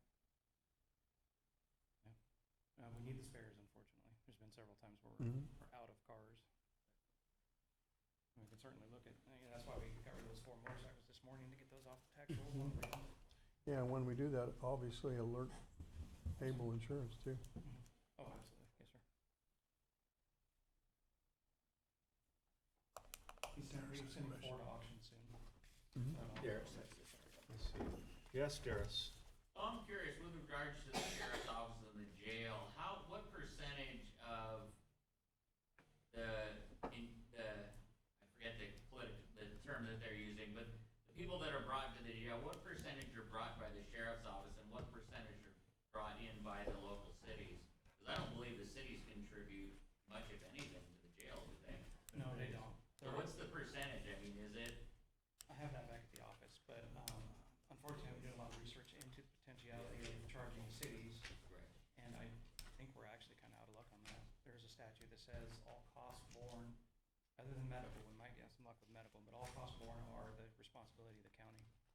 I have the statute pulled up on my screen. I'm sorry, I should have brought it, but I can send it to you. Sorry, sure. That's, I just think it's interesting, though, that we're responsible for taking care of.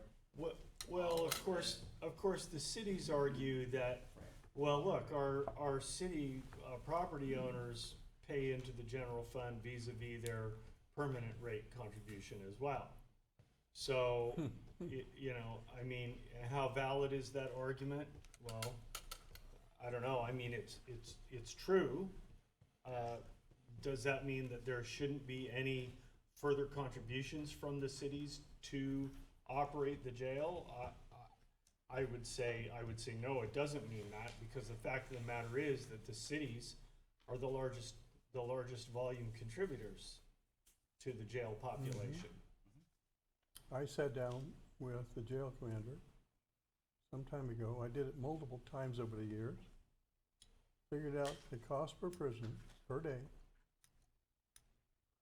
Figured out how many prisoners come from each city. Figured out from the assessor's office how much the total tax was from each city that contributed to the county general fund. And all but one city, Powers, was negative by, some of them by a huge amount. Maybe 40%, they maybe contribute 50 to 60% of their actual costs to bring prisoners over to the county jail. Right. And they did ask here a while back, Douglas County Commissioner, all the cities in Douglas County pay to have prisoners in their county jail. Yeah, I'm trying to figure out how they do that. It used to be Grants Pass contributed to the county jail before they passed the levy. So I don't know how they do that, but they're doing it, maybe voluntarily, but they're doing it. Maybe. I don't know. I queried all the sheriffs in Oregon. The only contract thing I got was for guaranteed beds, basically. So Coos Bay could give us money and guarantee 6 beds. And then if we if they were at number 5, brought another one, we'd have to kick somebody out that was in different cities. That's a possibility. It's voluntary though. I can tell you, based on, I had our case management system do a breakdown for us in terms of cases referred, charges referred to the DA's office, and we had 8,895 charges referred to us last year. 37.75% came from Coos Bay, 22% came from the sheriff's office, 14% from North End, 10% from state police, 8% from Coquille, 3% from Bandon, 2.74 from Myrtle Point. Powers was 0.8%, and the tribal police were less than 1% of the cases. What are the tribal police doing with their criminals? Well, That was a joke. You don't need to answer that. All right. So I'm beating a dead horse, but I think it's a moral imperative to keep sheriff's office open. Well, I And I concur. know that. I concur. All right, so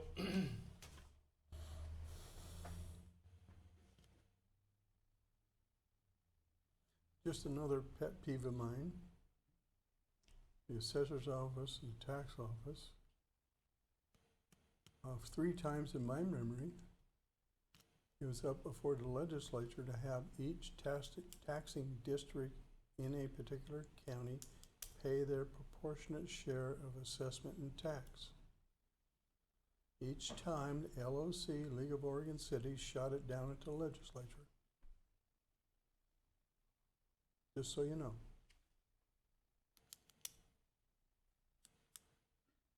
Just so you know, and not everybody was here earlier, we've lost somewhere between 15 to 20% of our timber tax number, or timber land acres, because of the HCP and the private forest accord. 20%, so let's say 20% of what county forestry, who operates on 4 total people, brings in multi-millions of dollars every year to the general fund. The state just cut us by 15 or 20%, period.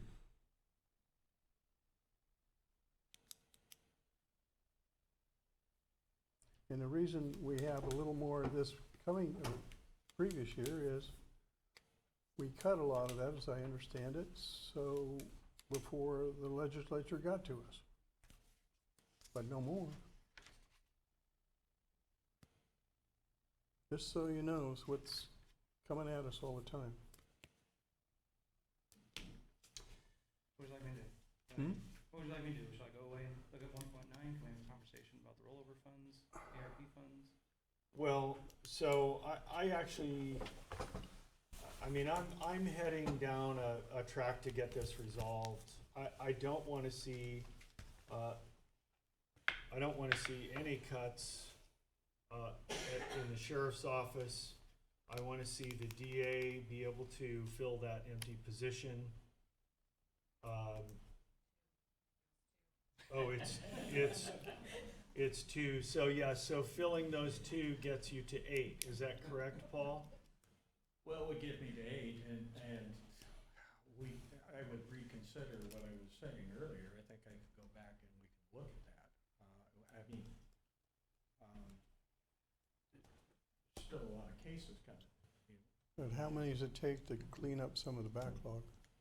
Well, How many folks? I've already eliminated part of that backlog due to what happened with the levy. I've already done that. So, Okay. The question will be, I mean, there's a lot of, when you walk into any of my attorney's offices, you're gonna see stacks of intake, and it's all from 2023, and for this year, 2024. So getting all of that caught up, if I had 2 more attorneys, I think Jody would back me up on that. We could probably get through that relatively quickly, but that's why what Deputy or Sergeant Claiborne was saying, you know, you hire, unless you hire somebody with experience from another office, which we have never been able really successfully to do, outside of Jody, we stole from Washington, and that was only because her husband worked down here.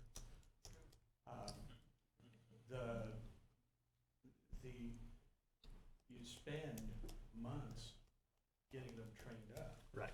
So, Well, yeah, that's my, invest a lot of money in these people, and the sheriff, yeah. the people you're talking about laying off, you've invested a lot of money Right.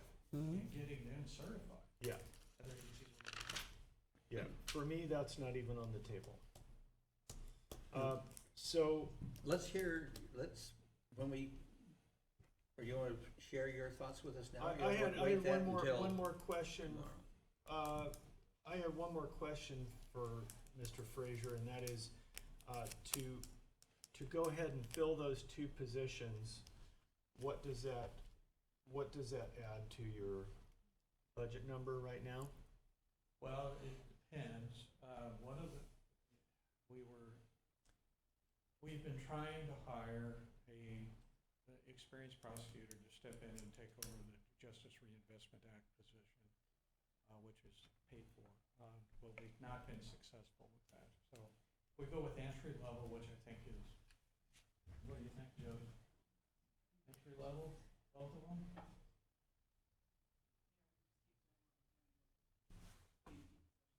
Right.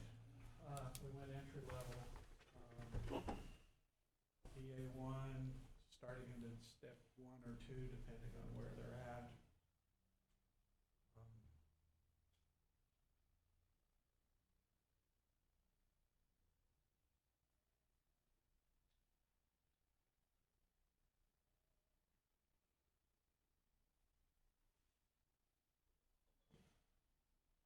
$150,000 a piece, Okay.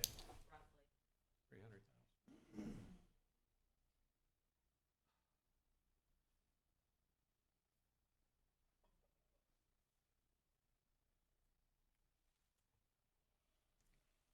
All right.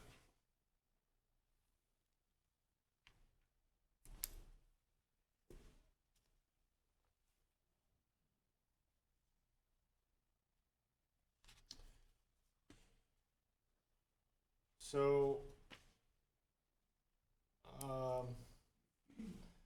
I want to talk about the timber reserve fund and the regular timber fund. I just had one other thing. You know, we've been talking about prosecution services. There were proposed cuts to also to the child support budget and to the medical examiner's budget, and we can't cut those programs. No, Might as well. that's not viable. Okay. And, yeah, and cutting those is not represented in this number we're Alright. descending on today. Okay, I Right. just wanted to Alright. clarify that, because I know I'm gonna get asked when I get back to the office. Okay, so, Megan, could you please, and I don't think I have I don't think we have anything else immediately for you gentlemen. If you want to return to seats, that's fine, or if you prefer the view there, that's fine too. Megan, could you please speak to the difference in the characteristics and purposes of the timber fund versus the timber reserve fund, please?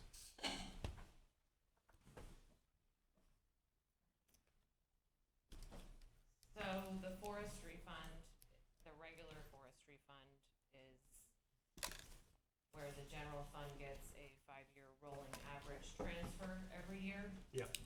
Based on, sorry if I get all these timber words wrong, but based on the sustainable yield, timber sales that we sell every year.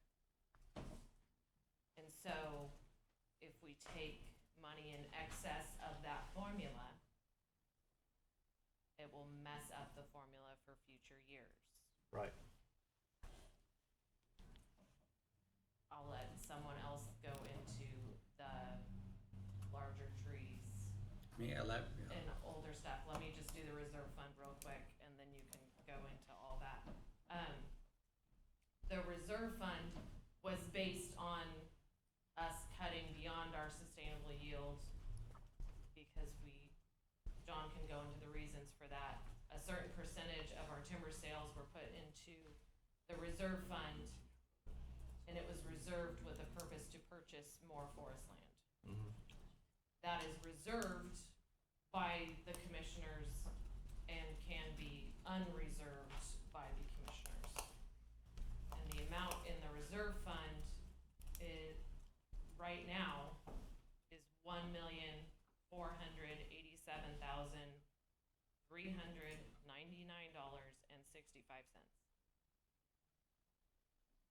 Okay. And then someone else can go into the larger trees and what all that entails. If I may, I'll back up a little bit and start with the regular harvest. Please. We harvest on a 44-year rotation. Jump in, Lance, if I get off base here.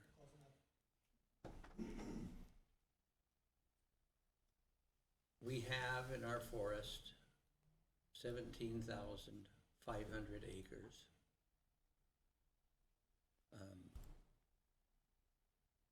Not all of that is harvestable, and quite a bit more of it just became unharvestable because of a state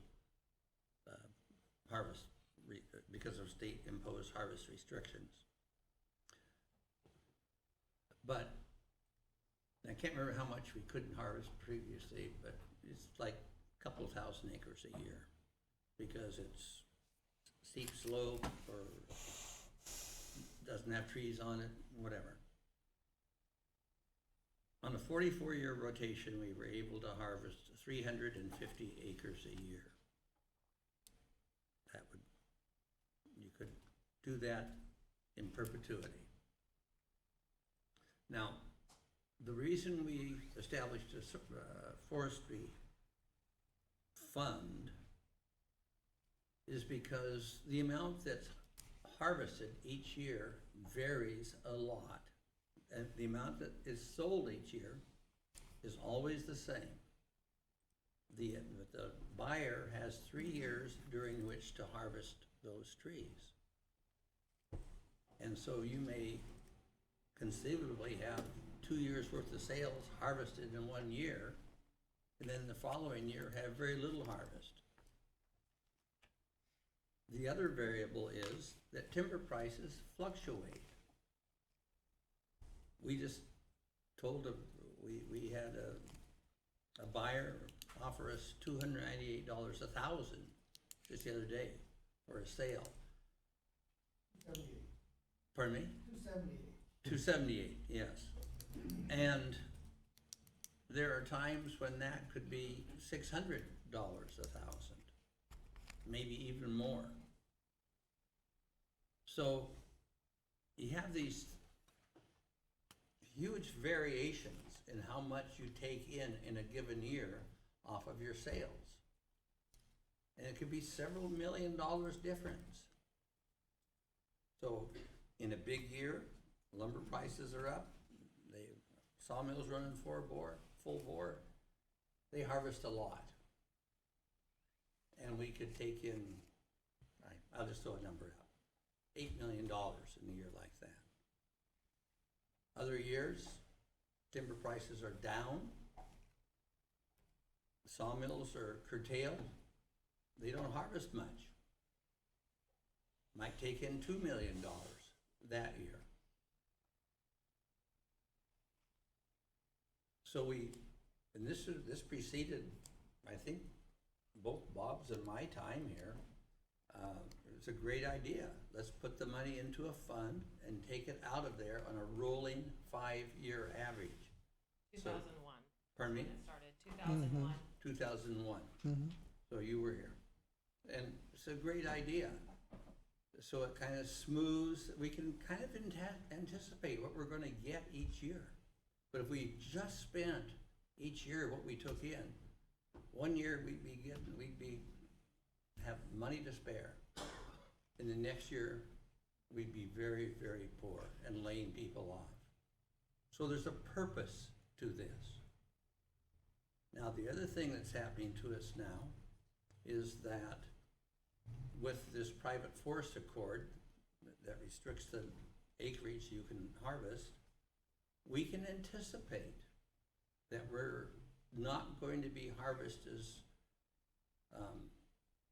as we won't have as many acres each year that we can harvest. So our revenues are going to drop. And we're seeing that right now. It's starting. And this forestry fund we have will cushion that blow. And I can't remember the numbers off the top of my head, but normally we get around $3 million of profit if you average it out a year off of our forest lands. That could probably drop to $1.5 million here pretty soon. So that's going to be a big adjustment in itself.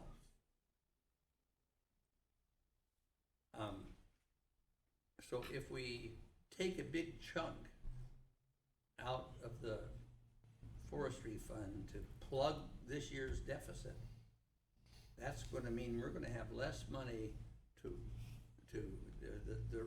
the decline will be steeper. So take it now or take it later, and we're fooling ourselves if we take it now. We're living beyond our means. Don't shake your head. We are. We're spending more money than we're taking in. Period. New paragraph.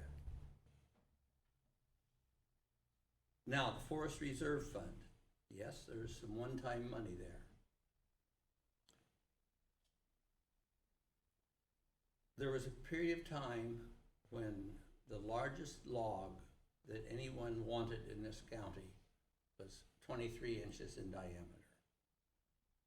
If it were bigger than that, local mills didn't want it. They would take it, but they knew that the mills that wanted those logs are $80, $60 a thousand, or $80 a thousand trucking cost away from here. The mill still pays the same as the mill.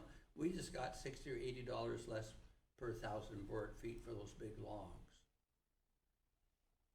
There were also some concerns that when trees get that big, they often become habitat for endangered species. And if that happens, then you can't even harvest. So before that happened to us, and while we were getting these big reductions in price for big logs, we said, let's get rid of those. So for 5 years, we cut a couple hundred acres a year more than our sustained yield harvest. But knowing that that wasn't sustainable, that if we put that into our spending formula, we'd just be fooling ourselves, because in 5 years it was going to go away. So instead, we decided to put that into a forestry reserve fund to be used for acquiring more timberlands. And during the course of those years, we added 2,500 acres to our forest. Was 15,000, now it's 17,500, plus or minus. So that's how those funds, that's what they were developed for, that's how they're used.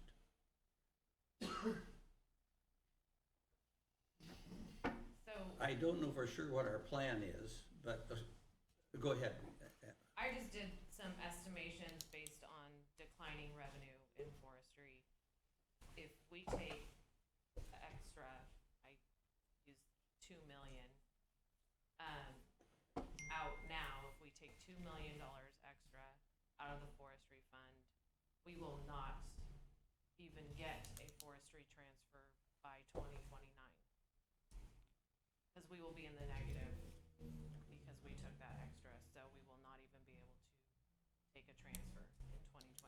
So it'll go down to 0. Okay.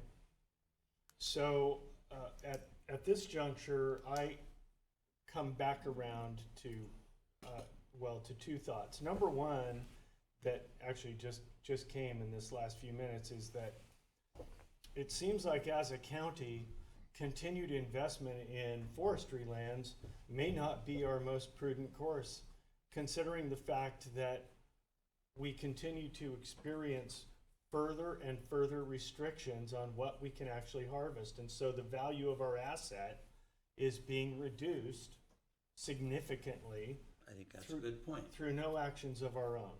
Yeah. So conversely, you can't replace the lives of people, and the lives of people in a society that has bad people in it is dependent on an effective justice system that holds people accountable, that disincentivizes that crime.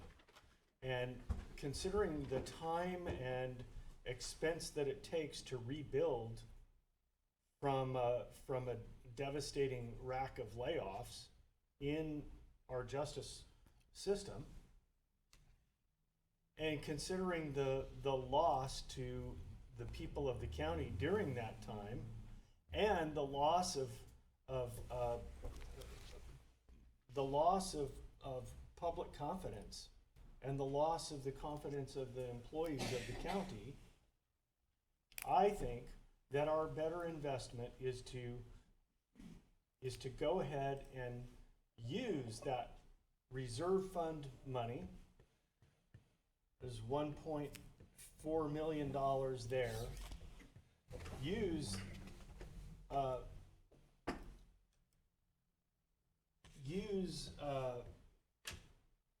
$500,000 from the ARP funds that remain, and then pull the balance out of the regular forestry fund, realizing that that is a compromise to the 5-year rolling average, realizing that it does present a cliff in the future. But if we keep doing the same thing, we're going to keep getting what we've always got. We've got to change it. And the only way that I can see, the only viable idea that I see that establishes greater local control is this tax swap. Now, it's a big unknown out to the voters. And you know what? That's going to be incumbent on all of us who believe in this to inform the public about what this really means, what the actual cost is to landowners, which is almost nothing, what the cost is to tourists and transients coming through our area, which is substantial, not much to them, but big to us in terms of supporting our county and providing law enforcement that is needed partially because of their very presence here. And it shifts the whole direction of the ship from here on out, from an unsustainable model to a sustainable one. Drew.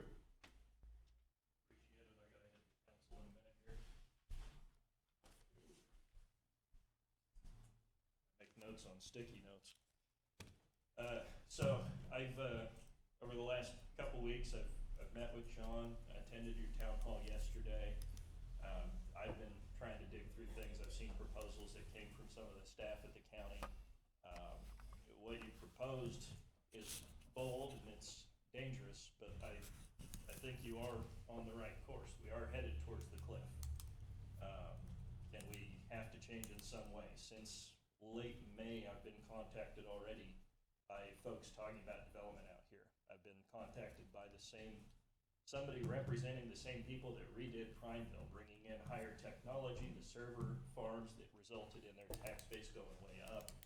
It brought a great deal of prosperity to those folks. And folks looking at our area are seeing new opportunities as long as we demonstrate that our mind is open to them. So I wanted to support what you've proposed. I recognize the risk, and folks will come up for and against, and this creates a problem that'll have to be solved.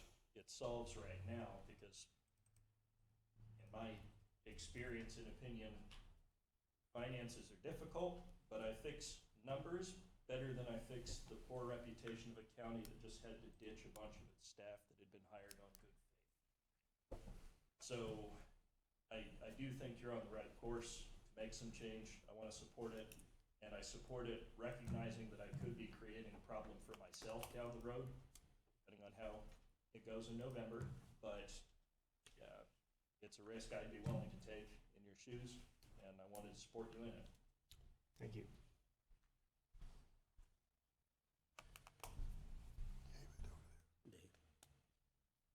David.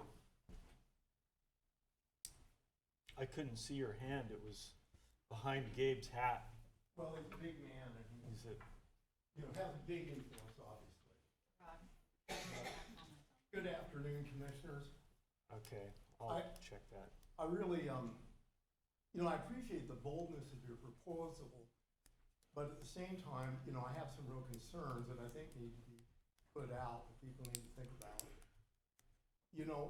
Josephine, as I think we talked about in the morning, county put a regional, or rather a seasonal sales tax from April 15th to October 15th on the ballot in November of 2022. And the city of Grants Pass said that it would not levy the amount of money that it had for public safety should that sales tax pass. Now, I realize that's a little different, but the reality is that vote ended up getting less than an 18% yes vote. It got 17.8 or 9.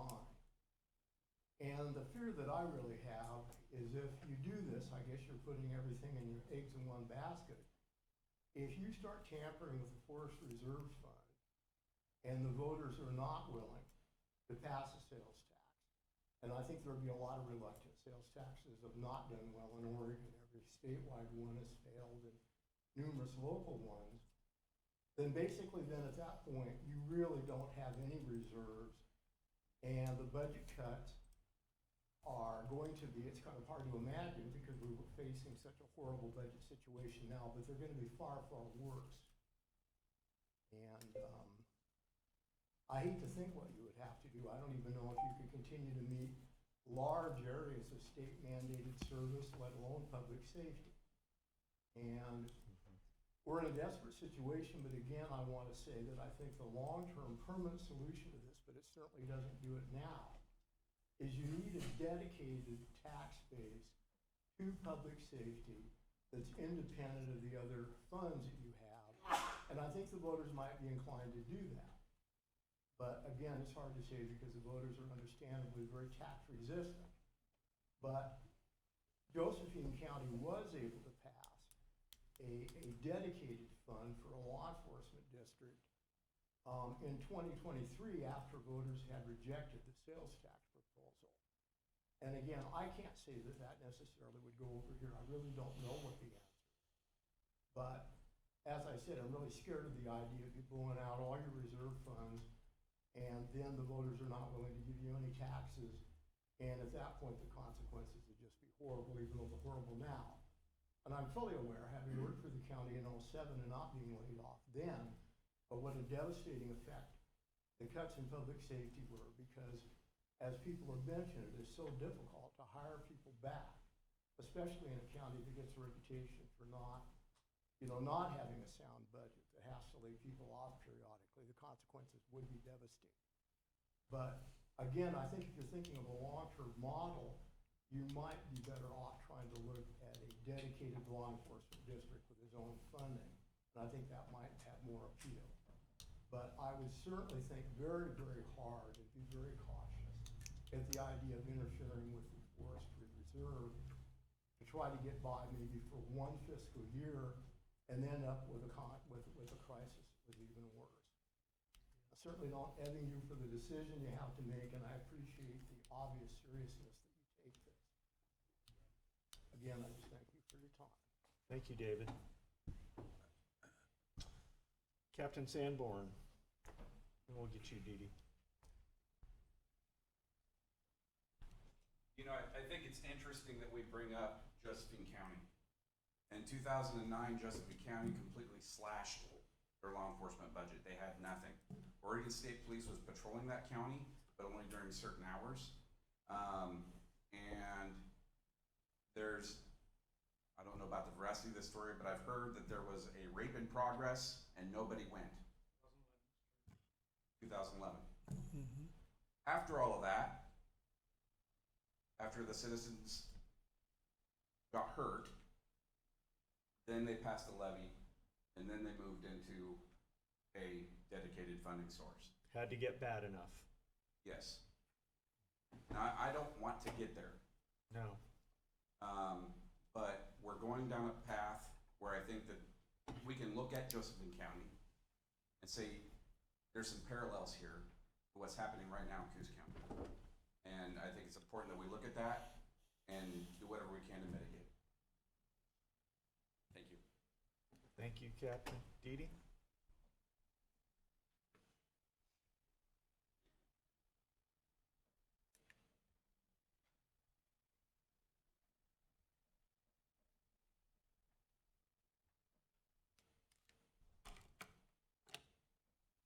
I think there's a little bit of confusion on the timber reserve fund, being a reserve fund because it's a contingency. It was a reserve fund to purchase things. The fund itself has the contingency, that's why it's based on the 5-year rolling. Yeah, it started in 2000, but if you look at, because at some point, the rolling 5-year was calculated wrong. If you go along, or because we used to sometimes build up that little bit of excess in the rolling because it wasn't quite as much, and then that's why every once in a while there would be a year when they would add more. And then you'd have 2009 and 2010 where they didn't transfer anything in, so then they caught up later on. But built into that is that contingency of the fact that it fluctuates. It goes up and it goes down, it goes up and it goes down. Not the reserve. The reserve was to buy stuff, and we just bought $7.8 million worth of timber fund. I don't think we want to spend any more of the money right now on more timber when we're worried about it even being able to continue to be able to make transfers through 2029. That's very concerning. We also, Parks has more money now to start their beginning balance than they did last year, and they made money last year. Not just reducing the amount Parks has, and they maybe not have as big of a beginning balance. Maybe then you don't have to touch forestry. There are some other funds. I know solid waste needs a new pit roof, but can it get repairs so that part of that can be done? Is there other things we can do right now to make sure that we don't bother the forestry fund so that at least it can give us whatever little amount it's gonna going forward? Because we don't wanna get rid of revenue, everybody knows that. But at the same time, we have to have enough time to keep going until we can find whatever this alternative source is. And I really think we have got to, and I know we do have some citizens that would be willing to sit on it. We've got to get some citizen committees together that would be willing to investigate these things, go out and talk to the people they know, get the feedback from the people they know so that we can get more citizen input on what things they might find palatable, whether it be a sales tax or whether it be a special taxing district. But as Megan will explain, if we get special taxing districts, it does cause compression everywhere.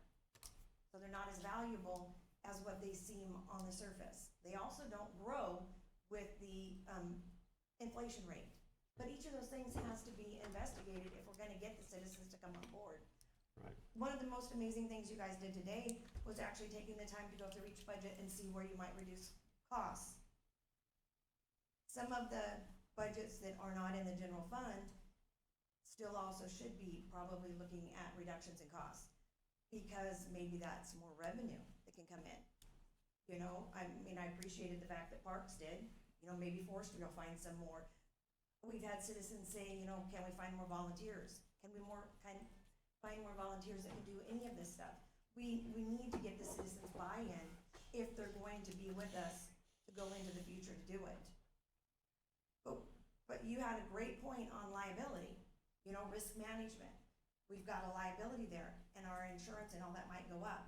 We have a liability to the citizens too. If we cut things and somebody gets hurt, and we had a fund, regardless of whether or not it was gonna be sustainable forever, but we had that money available to do that, and we cut it and somebody gets hurt, that's a liability. If we can't hold people in jail that we should, and they go out and they do something else and someone gets hurt, that's a liability. Because we had the funds to do it. But we chose not to because we think the fund is gonna go down by a certain amount. But we had the funds and we chose not to do it. We've got the same liability there that we would have for getting rid of risk management. I have been on a phone with people before and had people not get out. So if you choose to cut law enforcement and someone dies, we don't have a liability? Yeah, I mean, that's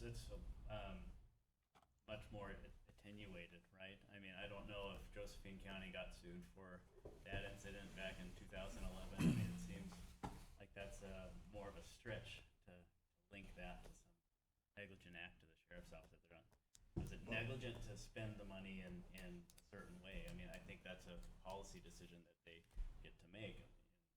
No, I don't think that the liability is the same. And maybe it's not. It would be very interesting to find out, and it would be scary to find out.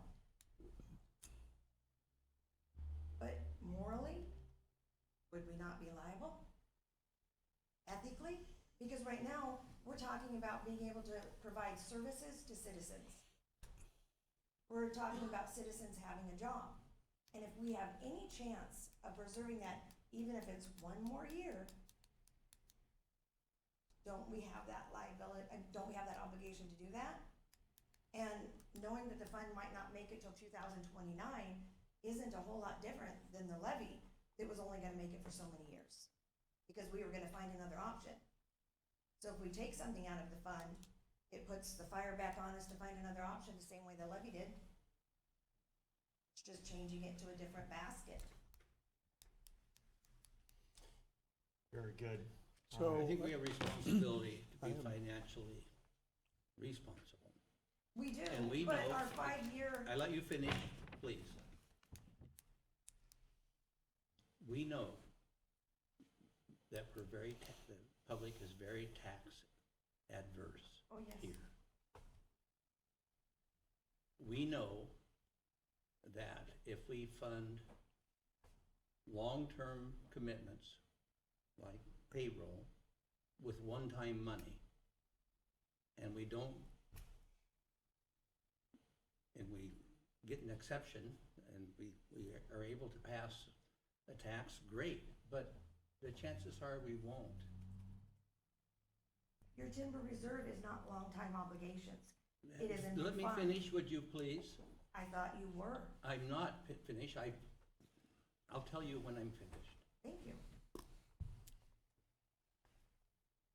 Our timber reserve fund is a relatively small fund compared to what we like to take out of the timber each year. It's there to smooth out so we can do some planning and some budgeting. If we do away with that, if we put a big hole in it, that goes away. It'd be very hard to replace that, very hard to budget. I like your idea of getting more public input. I think that is a wonderful idea. We're kind of flying blind. Frankly, we're looking at making a decision. Should we, or two options that come up here today, I think they're both very, very good options. Something to replace what we have now.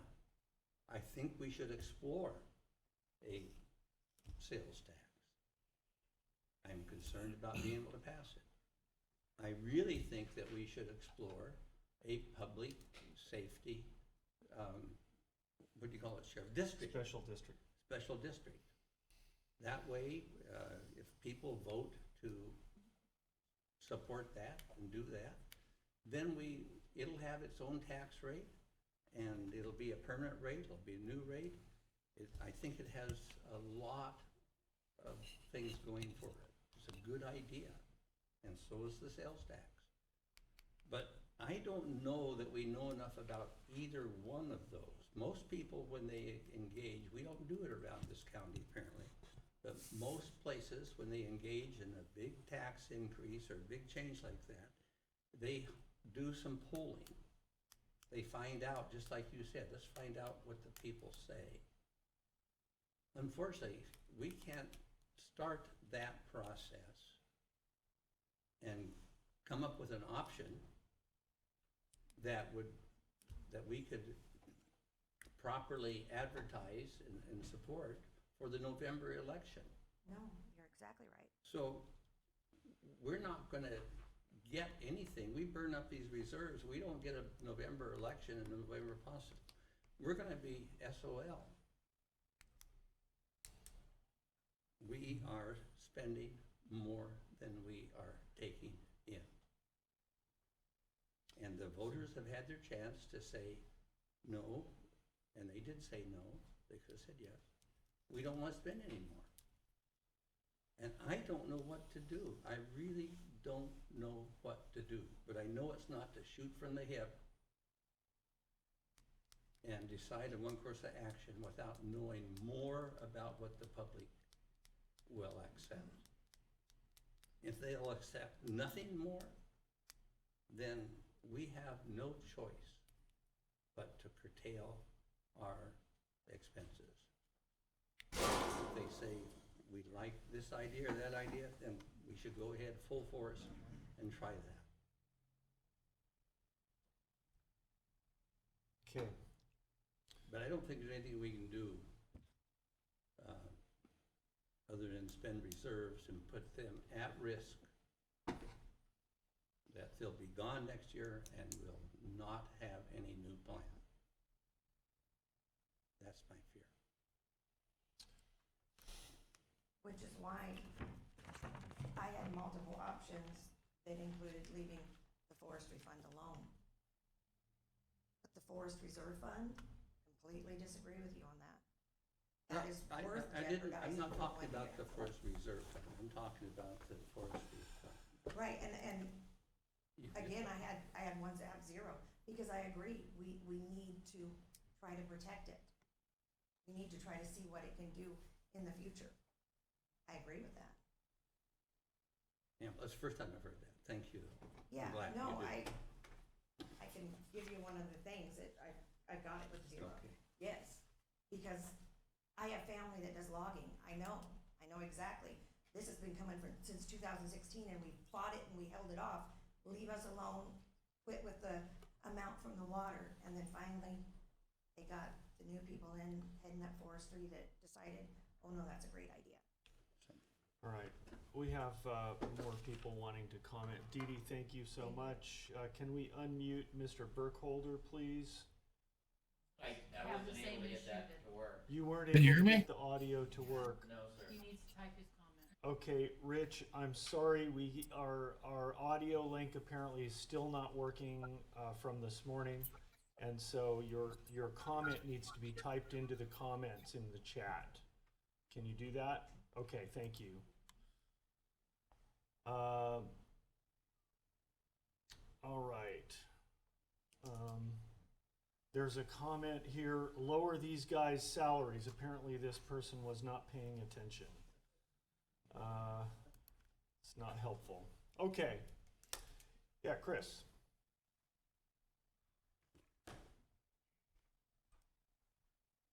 Chris Castleman. I believe the proposal from Rod did not include much of anything from the forest fund. It was the forest reserve and then a little bit of ARPA. That's accurate. The what I was talking about was the 1.4 million from the reserve fund, and then that would leave us. Let's see. Well, I mean, my preference really would be to give the sheriff 4 more staff so that he can have 3 on patrol at all times, and give the DA his 2, which comes up to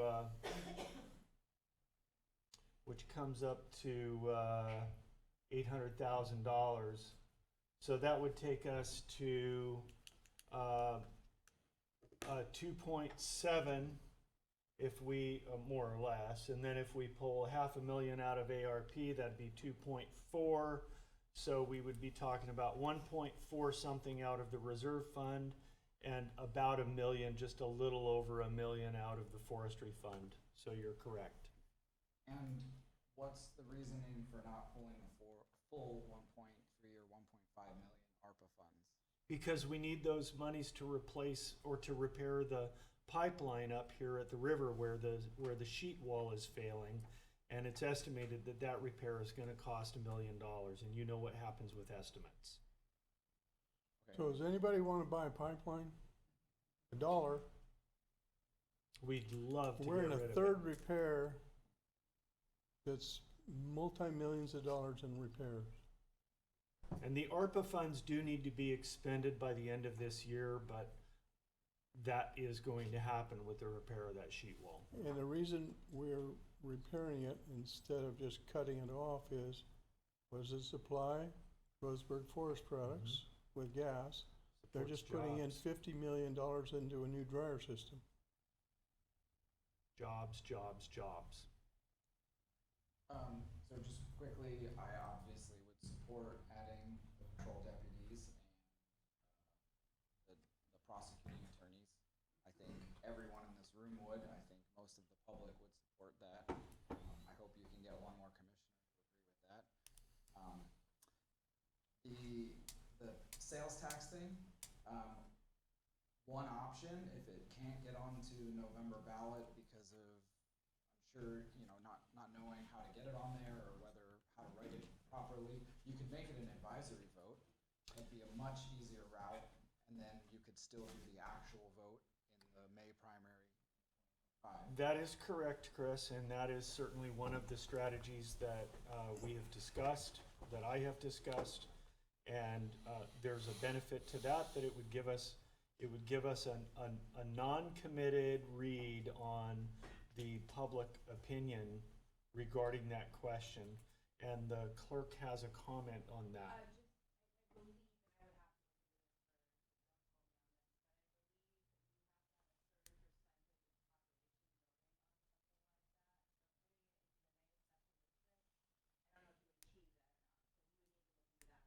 A minimum electorate participation? Yes. Okay. For that particular type of. That would be very helpful to know that detail for sure. We can look into that for you. Thank you. May Special District does not pull as many as the primary. Right. So, and I'm not saying conclusively that we would not be able to get the tax swap concept on the November ballot, but it's a tough pull. It's really a pull to get it done that fast. Right. The taxing district, special taxing district for public safety, that's my opinion, but it's essentially, at least how I would look at it, and the people who I speak to would look at it, it's a permanent public safety levy. Yep. So the people who opposed the public safety levy for 5 years, I think those same people would be opposed to a special taxing district. I concur, and the special taxing district rate would be higher than the public safety levy was, because that public safety levy was not to fund the whole sheriff's department. It was just the jail and the district attorney's prosecution division. So it would be, I mean, correct me if I'm wrong, Sheriff, but I think an STD would require probably, I saw you smile. Would require medical treatment. No, would would require probably a minimum of $2 per thousand assessed value. More than that, if we want to fund the whole office, it happened probably around $2.60. So I think it's absolute fantasy to think that that would pass. I don't see it at all, because it does nothing to reduce any property tax for anyone. And I don't know if you have to, but I don't know if you have to fund the entire sheriff's office or entire body that you're looking at, or a portion. Josephine County is 99 cents. Well, Yeah, it would be expensive. You don't have to do the entire sheriff's department either, you can just do the jail. jail district. It Yeah, would depend well, on how you worded it, I would. sure. But I think that the disastrous failure of the public safety levy gives us a pretty good read on the attitude of voters here in Coos County. And I don't think that an STD is substantially enough different from the public safety levy to justify even considering going that way, whereas the tax swap is a completely different animal that has totally different characteristics and remains viable over the long term. So that leads me to the main thing I came up here for, which is I support the tax swap. I absolutely was vehemently opposed to the public safety levy for a variety of reasons, but the main one was it was a tax increase. It also felt like it wasn't articulated fairly to the people as to everything that it entailed, everything that it funded. So the tax swap, though, if it can be done where it lowers property tax and then equally raises a family's contribution through sales tax, meaning, if we're removing $1 per thousand assessed value from the property tax bill, I think that was pretty much the same with the levy. So it was what, $300 for a normal property in Coos County, $300 a year. So you'd have to figure out what that equals if they started paying a sales tax. How much of their, how much do they buy in a year, and then how much would that come out to be around $300 a year for a household? I don't think that's 2%. I think 2% is a little high. You're gonna have to go with 1% if it's a true swap, is what I mean. If it's the same contribution from a household. Your number is $20,579 they'd have to spend in retail. Actually not. The average maximum assessed value is $174,535. At $1.08, that's $188.50 for taxes for the county only. None of the rest of the taxes go away. Right. So if you divide that number, 188.02 by 0.02, you get $9,425. You would have to spend more than that to pay more in sales tax than you would in property tax. Right. So whatever those numbers are, and that has to be spelled out to people to explain to them that they're not paying more. It's actually a swap. If they paid more than $9,400 on goods that are taxable, they would break even. If they paid more, they'd be paying more for the sales tax. If they paid less, of course, it would be an advantage for them. Well, Chris, if what we have now is not enough, if we do a swap where no one pays any more than they're currently paying, isn't that still not going to be enough? No, because you're adding anyone who's not paying property tax. So you're adding renters, you're adding. Well, they are paying. Well, they indirectly pay it, but they don't. Okay, so you're anticipating you will get more. landlords. You got transients and tourists as well paying into it. I mean, look at it a different way. We get around $6 million a year in property tax to the county, and then your numbers are at 25 million that the sales tax would bring in. So we're losing 6 million in property tax, but we're gaining 25 million. Personally, that's why I'm thinking 2% is too high, because all of a sudden you're bringing in 25 million by adding this sales tax to a normal citizen. That sounds like you're asking for too much again. So I think 1% makes more sense.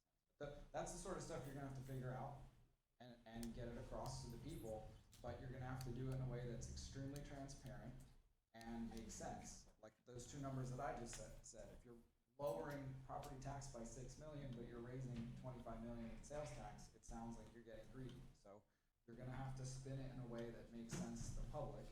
I'm up here, explaining, because you said you couldn't do a poll. I did a poll over the past couple months. I went door to door and business to business, and I talked to people about issues, and that's how I knew the public safety levy was not gonna pass, and that it was gonna fail on the landslide. I did talk to them about this sales tax thing, and it got way better reception than the public safety levy. You'd be very surprised. There were a lot of people who were not at all in favor of raising property tax, but they're actually okay with sales tax. If I may cut in on that point, Chris, it just occurred to me that, you know, the public safety levy failed 60% no, 40% yes. In 2020, in Coos County, Donald Trump pulled 58% of the vote. My guess is that that 58% is almost entirely the same people as that 60%. Okay, so that's a first part of my point. My second point is that the people that I primarily relate to and converse with, and actually most of the people I've spoken to about this idea, tend to be more on the right side of the aisle and would have been Trump voters and would have probably voted no against the levy. And yet they're almost universally in favor of the tax swap idea. That's what gives me great confidence in the viability of this as a ballot item. I do believe it will work, and I do believe it will pass. And that's why I didn't understand really fully why I thought that until just now, but that's why. It was the red tide finally seeping into your soul. It was the red tide, that's it. So anyways, just to conclude, I know you guys think that the taking this money from other funds is risky. I get that, I'm hearing you, but if I can give you any sort of faith that there's a brighter future with some sort of sales tax situation, then I think it outweighs the risk right now. It's a one-year thing. It gives you guys one more year to figure this out.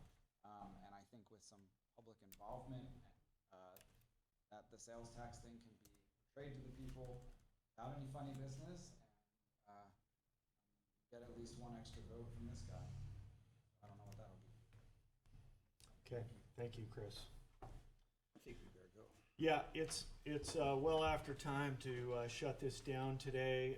Clearly, we're not coming to any conclusions today, but I think we've made good progress in this conversation. I want to thank everybody who's participated. It's been kind of arduous, and wish I could go home and have an adult beverage, but that's not happening. I want to say when the next meeting. The next meeting here is going to be Thursday morning from 9 to 11. We're limited to only 2 hours. Hopefully we don't even need all of that. And so we will look forward to seeing you all then. Thank you so much. We're adjourned. Thanks, everyone.